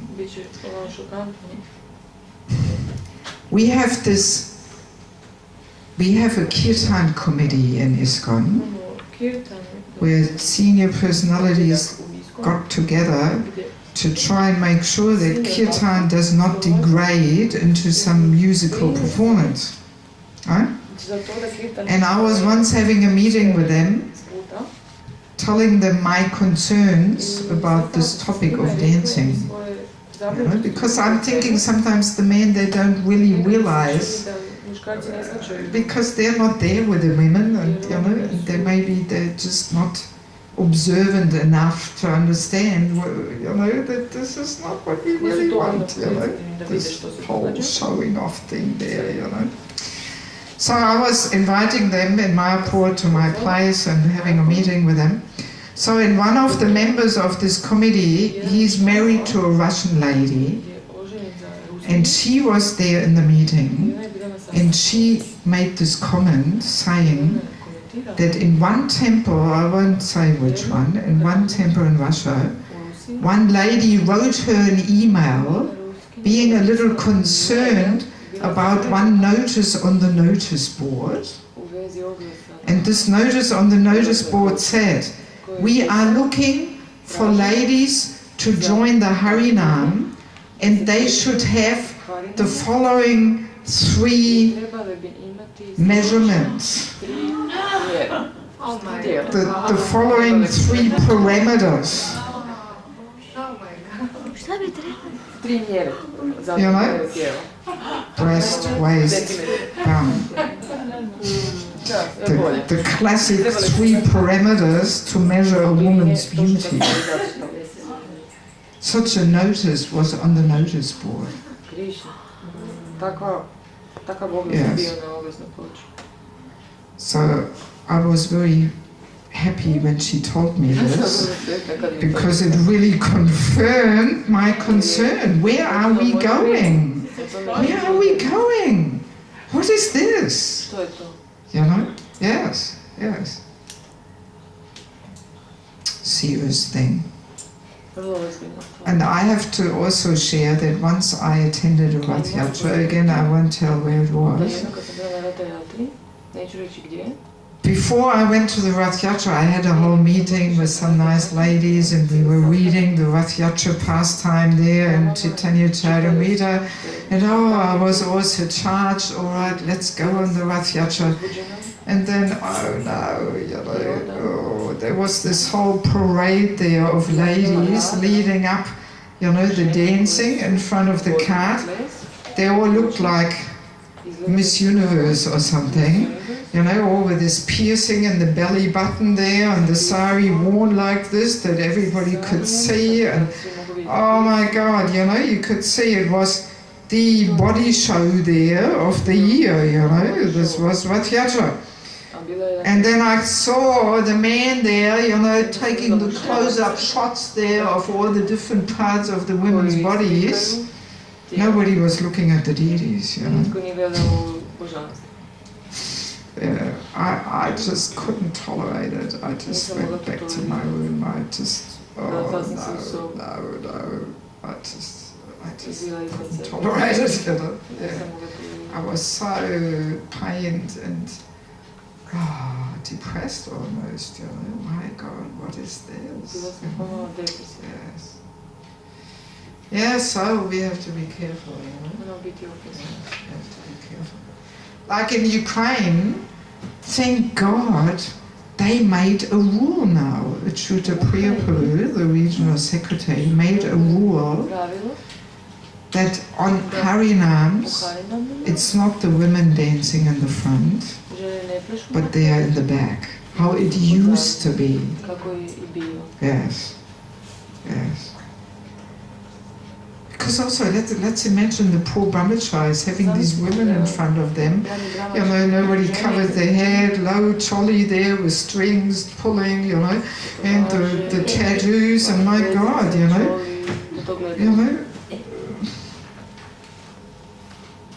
How will they be happy there on the Harinam, chanting the holy name,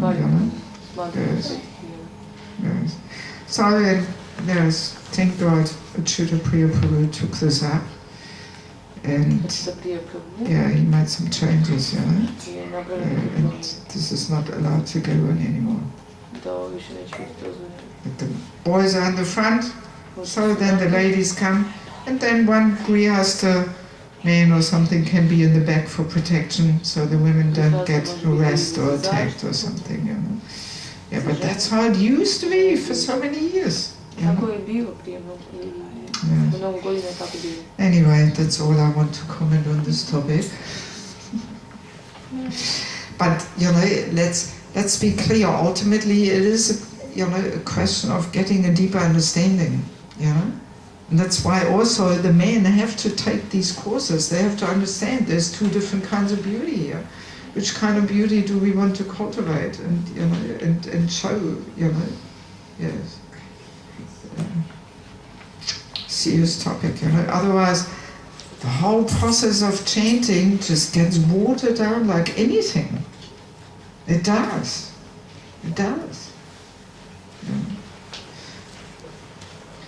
One funny story I want to share. I was in one yatra going on Harinam with the devotees, and one Mataji asked me, can I take my little Prabhupada Murti along? And I said, all right, yes, why not? First I thought, shall I really say yes? All right, let her take it along. So then everybody came, meeting in the city for the Harinam. So then the big discussion was, well, where is Prabhupada going? So, and then they asked me. And I said, well, if you ask me.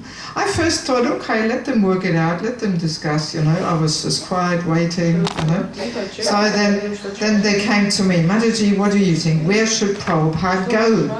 And I said, well, usually on Harinam, Prabhupada likes to be in the front, right? And, well, usually, I think Prabhupada would like to be carried by a man, not by the Matajis. So, and then there was confusion. Well, but we have the tradition. In those times it was still the tradition that the women go in the front. So then there was a big confusion, and I said, well, you were asking me, and I said, so you decide. You are the Holy Man leader, you work it out. So again there was big discussion. And then they decided, all right, let the men go in the front carrying Prabhupada. Let the women go in the back. And I thought, just see, when Prabhupada is there, then we know how to behave. Then we know what's right and what's wrong. You know? Yes. But when Prabhupada is not there, when we are not conscious of Prabhupada, then all kinds of ideas are coming in the name of preaching, in the name of attracting. You know? Yes. Yes, and I was really thinking, wow, isn't that amazing? You know? As soon as Prabhupada is there, everything falls into place.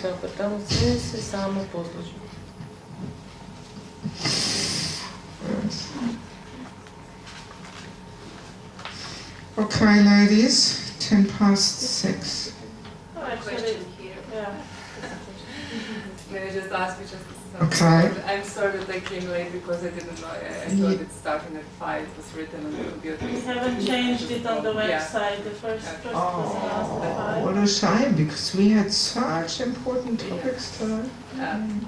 While you were speaking about this, I'm just thinking of other things, not behaving of, in the community of the devotees, and it's very, it has very much sense what you say, but I'm coming from an island, and I was raised there. I liked as a child to swim a lot. It was just my nature to be in the water. I'm like a fish in the water.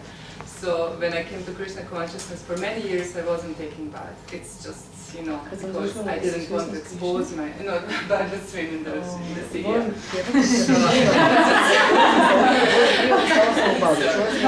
So it was for me like, because I didn't want to expose my body in the beach in front of everyone.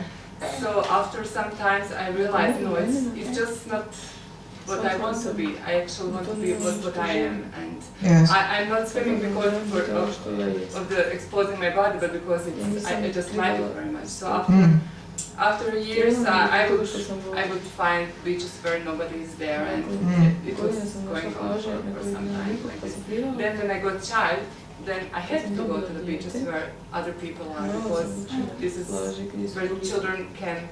It's just more practical for the child to be inside. So, what I thought of myself, that I'm more on the bodily platform than all other tourists there, because I'm just thinking, oh no, I feel very uncomfortable there. And everybody just looks at me, but no, they're not looking at me actually. I'm completely on bodily platform. So, what would you suggest for a Western? I go swimming, but I don't go in a bikini or in a swimming suit. I just go in Punjabi pants and a t-shirt. Yeah, but that would be exactly what they would look at. I don't care. Who is going in Punjabi? I don't care at all. I just go swimming like that. What's the big deal? The point is that when I'm in the suits what fits in the Western world, then they don't look at me. They really don't look at me. But if I take a bath in a Punjabi, then I'm in the middle of the center. I do the opposite, actually. Completely opposite. Well, see, the point is not whether people look at us or not, but the point is, and we will talk about that more tomorrow, the point is about chastity, about shyness. Yes. So you should suggest that even in these speeches we take Punjabi and go. Yes, of course. I've been doing it for 30 years. So I won't. Yes. It's up to you. You've got the free choice. Yeah, it's true. But it puts yourself more on the bodily platform by, having an exposed body. It makes a subtle effect on your own consciousness. We don't realize. We are not so perceptive usually, but it does. It does make a difference. It does. See, the more mature and the more purified we become, the more perceptive we become to all these subtleties. Yes, and then we notice how it affects our own consciousness. It does, in a very subtle way. It's not a matter whether people look at me or not. That's not the matter. See, when, like 15 years ago when I first was going to Bangladesh, there was practically no temple that had bathrooms.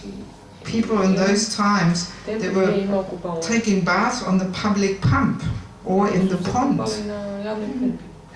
So, and when I was there, as a Westerner, I had to take bath in public. The whole village was coming and watching to see that Western person who took bath. And they didn't even think anything lusty or something. They were so naive and childlike that it was just like instead of watching TV or something, they were just coming and watching. Oh wow, a Westerner here, okay, let's sit down and watch. And they were watching me from start to finish, how I took baths through the Punjabi suit in public.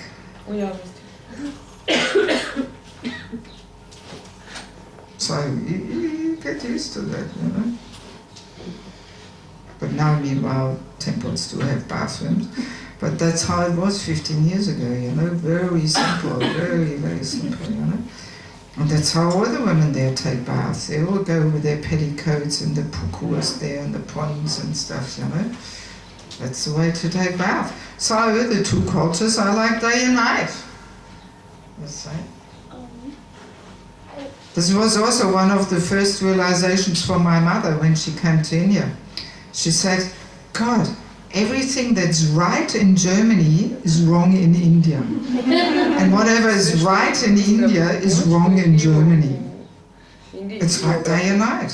Yes. She immediately realized, India, you sit on the floor, you eat with your hands, it's all wrong in Germany, And taking baths too, so and here it's wrong, there it's right. So it's a personal thing of how much of which culture we want to put in our life. Whether we want to rather adjust to the materialistic culture or whether we want to set something against it. And spiritual culture is simply meant for our own upliftment. It's not there for nothing. It's Krishna's culture. It's there for purpose. It's got a good reason. That's the point, So we if we want to make progress, we have to accept Krishna's system, not thinking that our system is better than Krishna's system.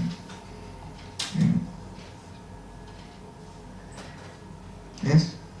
Thank you. I heard that once in one Croatian camp, one Swami, one spiritual master saw a Mataji, and this spiritual master is very strict and very conservative. Yes? And he said, this is the way that every Mataji should look like, and she was very extravagantly dressed. And he's very, very, very strict, I have a comment, because I know the situation. Actually, she was not so extravagant. She has a makeup, like kajal and everything, and lipstick, and jewelry, jewelry, and nice sari, fancy sari, not like cloth sari, kitchen sari. Yes. Like nice sari. Like yours. And she's very nice. And she's very nice. Yes. And so you know the situation. Okay. I know the situation. She was covered, not like showing up, but decorated very nicely. Sari suits her. She's decorated woman, but not showing off. And I wanted to ask about. And he said that every woman should look like her. Yeah, and she was wiggling, and because I'm asking about what was she? Tickling with I mean, I wanted to ask about makeup and jewelry, because in my Karmi life, I was always in men company, and I know they are very attracted to the jewelry and to the waist. And when they saw me in sari, they said, "This is very erotic because we see your waist, and you can be covered all over, but please." So, is it like? Well, see, often the way we actually wear the sari is not really how it is meant to be traditionally worn. You know, traditionally we don't have on the side, it's all up here, but usually it goes half the arm down. And as soon as you pull that down, then your waist is covered, actually. You see? But we are not wearing it properly, you know. That's why I always like to have chaddars. Without the chaddar, I don't feel properly dressed, you know. So, makeup? What about makeup? Well, I mean, this is all kind of part of the marriage and spiritual culture, but especially a married woman, there's so many quotes where Prabhupada says it's the duty of a married woman to make herself attractive for the husband. You know? But then he also says, an unmarried woman, she should not be attractive like that. Yeah, there's one quote where Prabhupada even says, an unmarried woman should not even comb her hair. Neviđena žena ne bi trebala čak, neudana žena ne bi se trebala ni češljati. Yes. Neudane žene se trebaju sređivati jako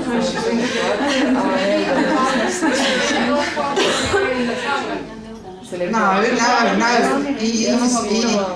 He's making a whole comment how this hair combing is one of the favorite activities of women. And that actually, you know, an unmarried woman, she should not spend all this time with her hair, you know. Sorry, can you repeat the thing with combing? Combing.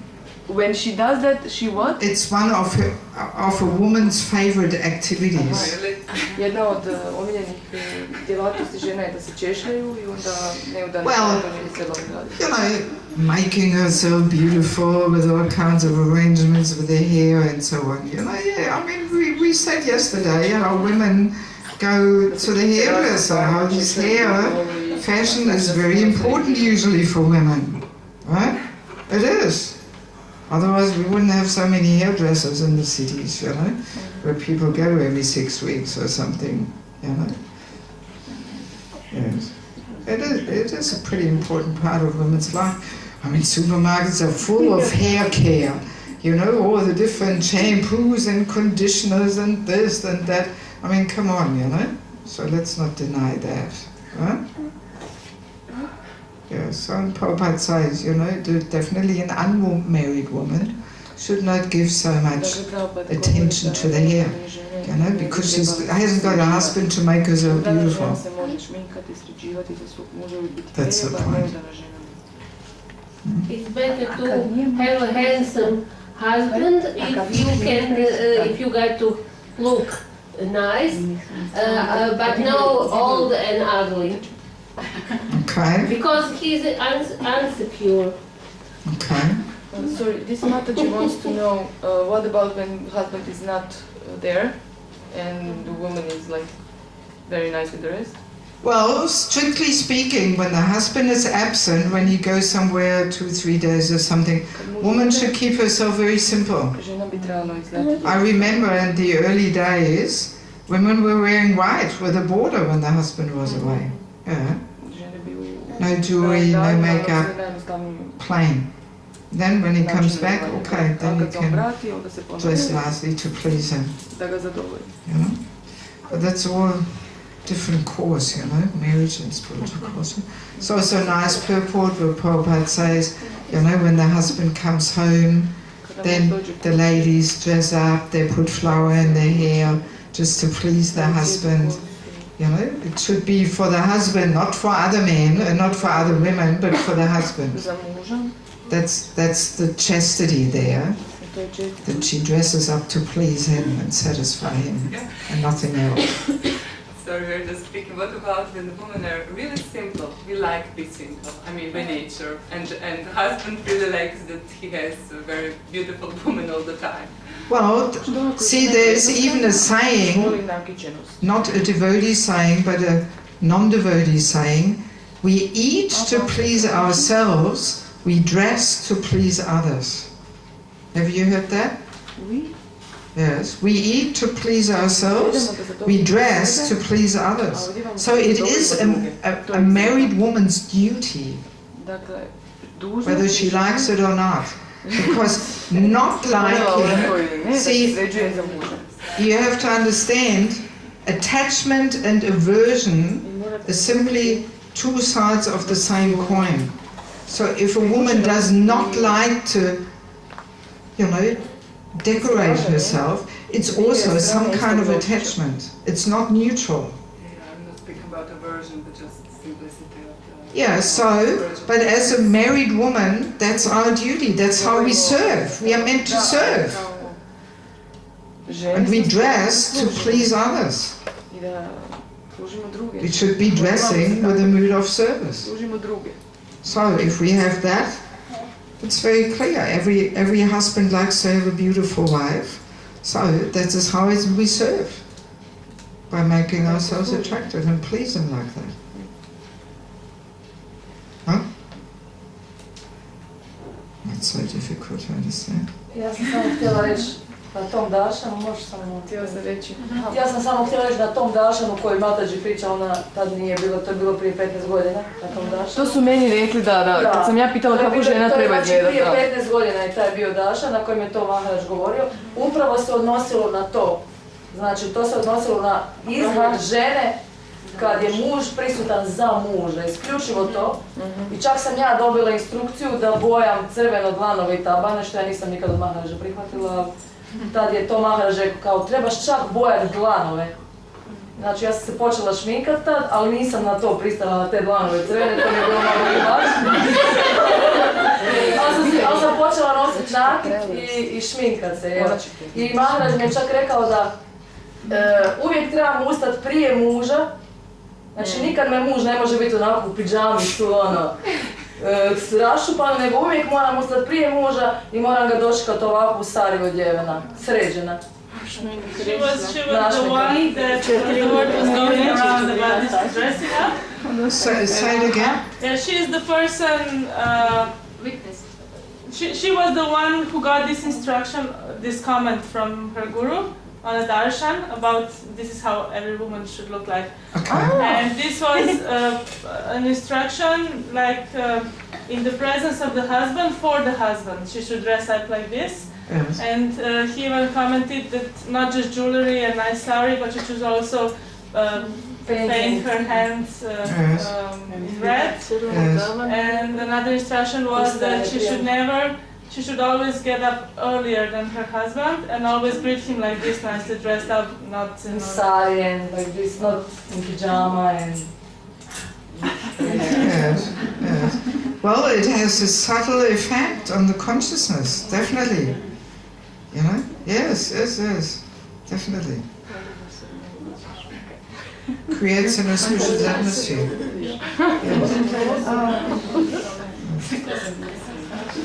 Yes. Ja sam pročitala mislim u Krišnabuku da se Krišna prije dizao nego njegova supruga. I read in Krishna book that Krishna got up earlier than Balaram. Anyway, let's not get lost in some details.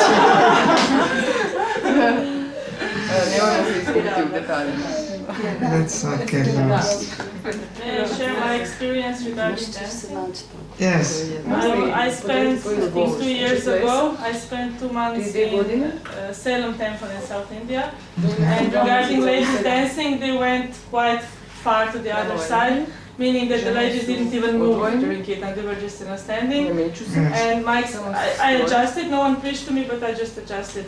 And my experience was that there I learned how to dance inside for Krishna. You can dance wildly like anything and it doesn't show outside. Yes. Very nice. Yes. Yes. I also had a similar experience when I was once in Tirupati for the GBC meetings. There was also the local women in the Prabhupada Guru Puja, they were really at the back, you know, really at the back. And some of the, you know, devotees present there from the GBC meetings, there was a bit of a heated discussion. Oh, the women are so in the back and they should be in the front and this and that, you know. But then when I looked at these ladies in the back, I saw how they were with heart and soul chanting the Guru Puja song along, you know, they were singing. And I really understood, yes, it's not the matter of where we stand in the Guru Puja, you know, whether we are in the front or the back. It's just all so external, you know, really external. Main thing is, what is going on in the heart during Guru Puja? And when we stand in the back, that actually forces us to connect on deeper levels. You know, if we want to have some satisfaction there being in the Guru Puja, if we are in the back, we are forced to go deeper, you know, and connect. Otherwise we will not want to go. Right? We will get frustrated and will not want to go. And I realized, wow, it's actually a blessing, you know, to be in the back, because you're forced to connect on deeper levels, to get on deeper levels of your practice, you know, rather than just being in the front there and, oh, here I am, you know. Of course, I'm not saying that if we are in the front we can't connect. That's not the topic. But if we actually connect, we don't really care where we stand. That's the point. You see? Same thing or similar point also with leading kirtans. If we actually get on deeper levels of kirtan, we don't care whether we lead or somebody else leads. You know? As long as our main satisfaction comes from that I have to lead the kirtan, otherwise I'm not satisfied, well then obviously our satisfaction does not come from chanting the holy name, but it is some flickering ego satisfaction there, you know? That's all it is. And once we get on deeper levels of chanting, this whole topic of who leads will be completely, you know, unimportant. You know? Yes. Okay, 6:30. Let's quickly turn to the neighbor in chair. What did we learn in the afternoon session? What's the realization of the afternoon? Quickly, 2 minutes. Yeah, or you can share 3, 2, whatever you like.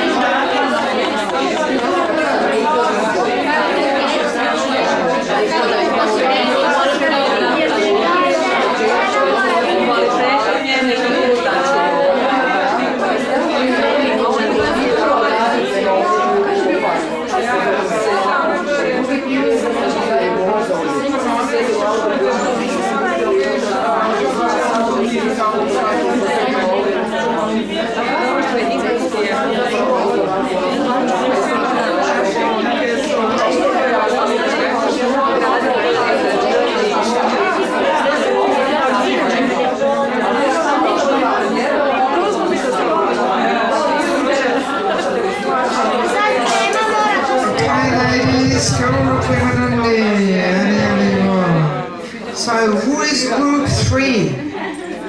Who is? Group 3. What? Only 2 people? Can't be. She's gone, Mataji is gone. Also one Mataji is missing. You group number 3? No, she's one. No. So what are we going to do? 2 people is not enough. Huh? Maybe Somebody has to help. I can help. Yes? Okay. Anybody else wants to help? I would like to help because I was number 1, but I missed the morning. And I have no idea how it should look like. So, but I'm willing to give a hand. Try. Okay, well, I leave it up to you. I leave it up to you. Group number 3 simply has the afternoon topic, which was the power of the feminine energy and 2 kinds of women's beauty. Pretty easy. Easy topic. Right? All we have to do is be our very self. No, but we should. Are you group number 3? No, she's 4. She's 4. Okay. So, but we should have again, you know, the materialistic beauty. Hey! Boy! What do you want? The materialistic beauty, and we finish with the spiritual beauty. We want to finish on the positive note. Right?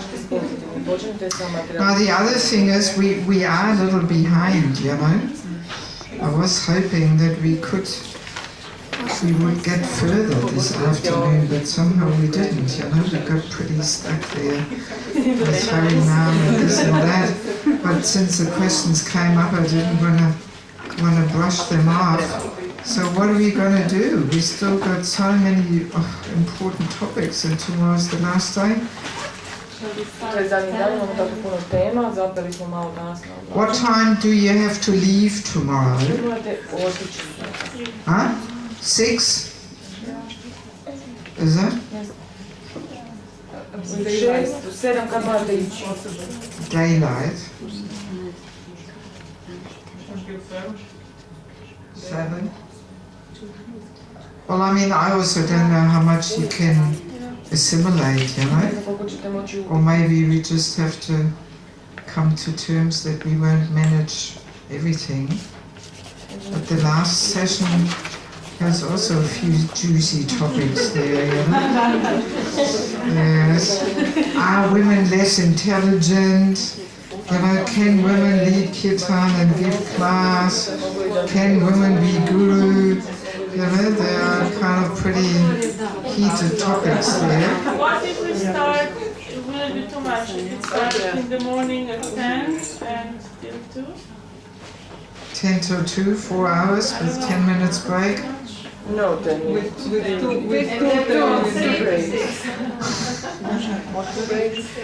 Well, you think about it and you let me know tomorrow. I'm just your servant, so whatever you want me to do, I'm happy to do. As you like. Does anyone have a problem starting at 10 and then see how it goes? Yes, shall we start at 10 tomorrow? And see. Okay. So then really breakfast has to be ready, served at 9. Even earlier. Yeah, today was, the lunch was a little late, right, the breakfast was even earlier. Yeah, good. So we'll try like that. And tomorrow you have Sunday feast, right? Yes. When is that served? Actually, the program starts at 4, but the lunch is 5. But the idea was when I was arranging for the seminar that we just go during the Sunday feast. We just go on. We go Maharaj on. would have given a class, then we would have stopped before 6, Okay. but now Yes. giving But what about the lunch? There will be lunch for us at 2, right? as far as I understood, Yeah, it has to be, otherwise we don't have lunch. Alright, so then let's start at 10 tomorrow and we'll see how we go. Okay, we'll start at 10 with a role play, group number 3. Okay, thank you very much. Devaki, Guru Premanandi. Devaki Mataji ki.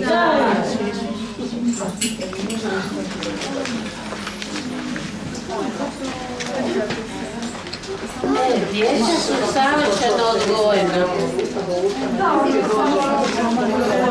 Volci mi kako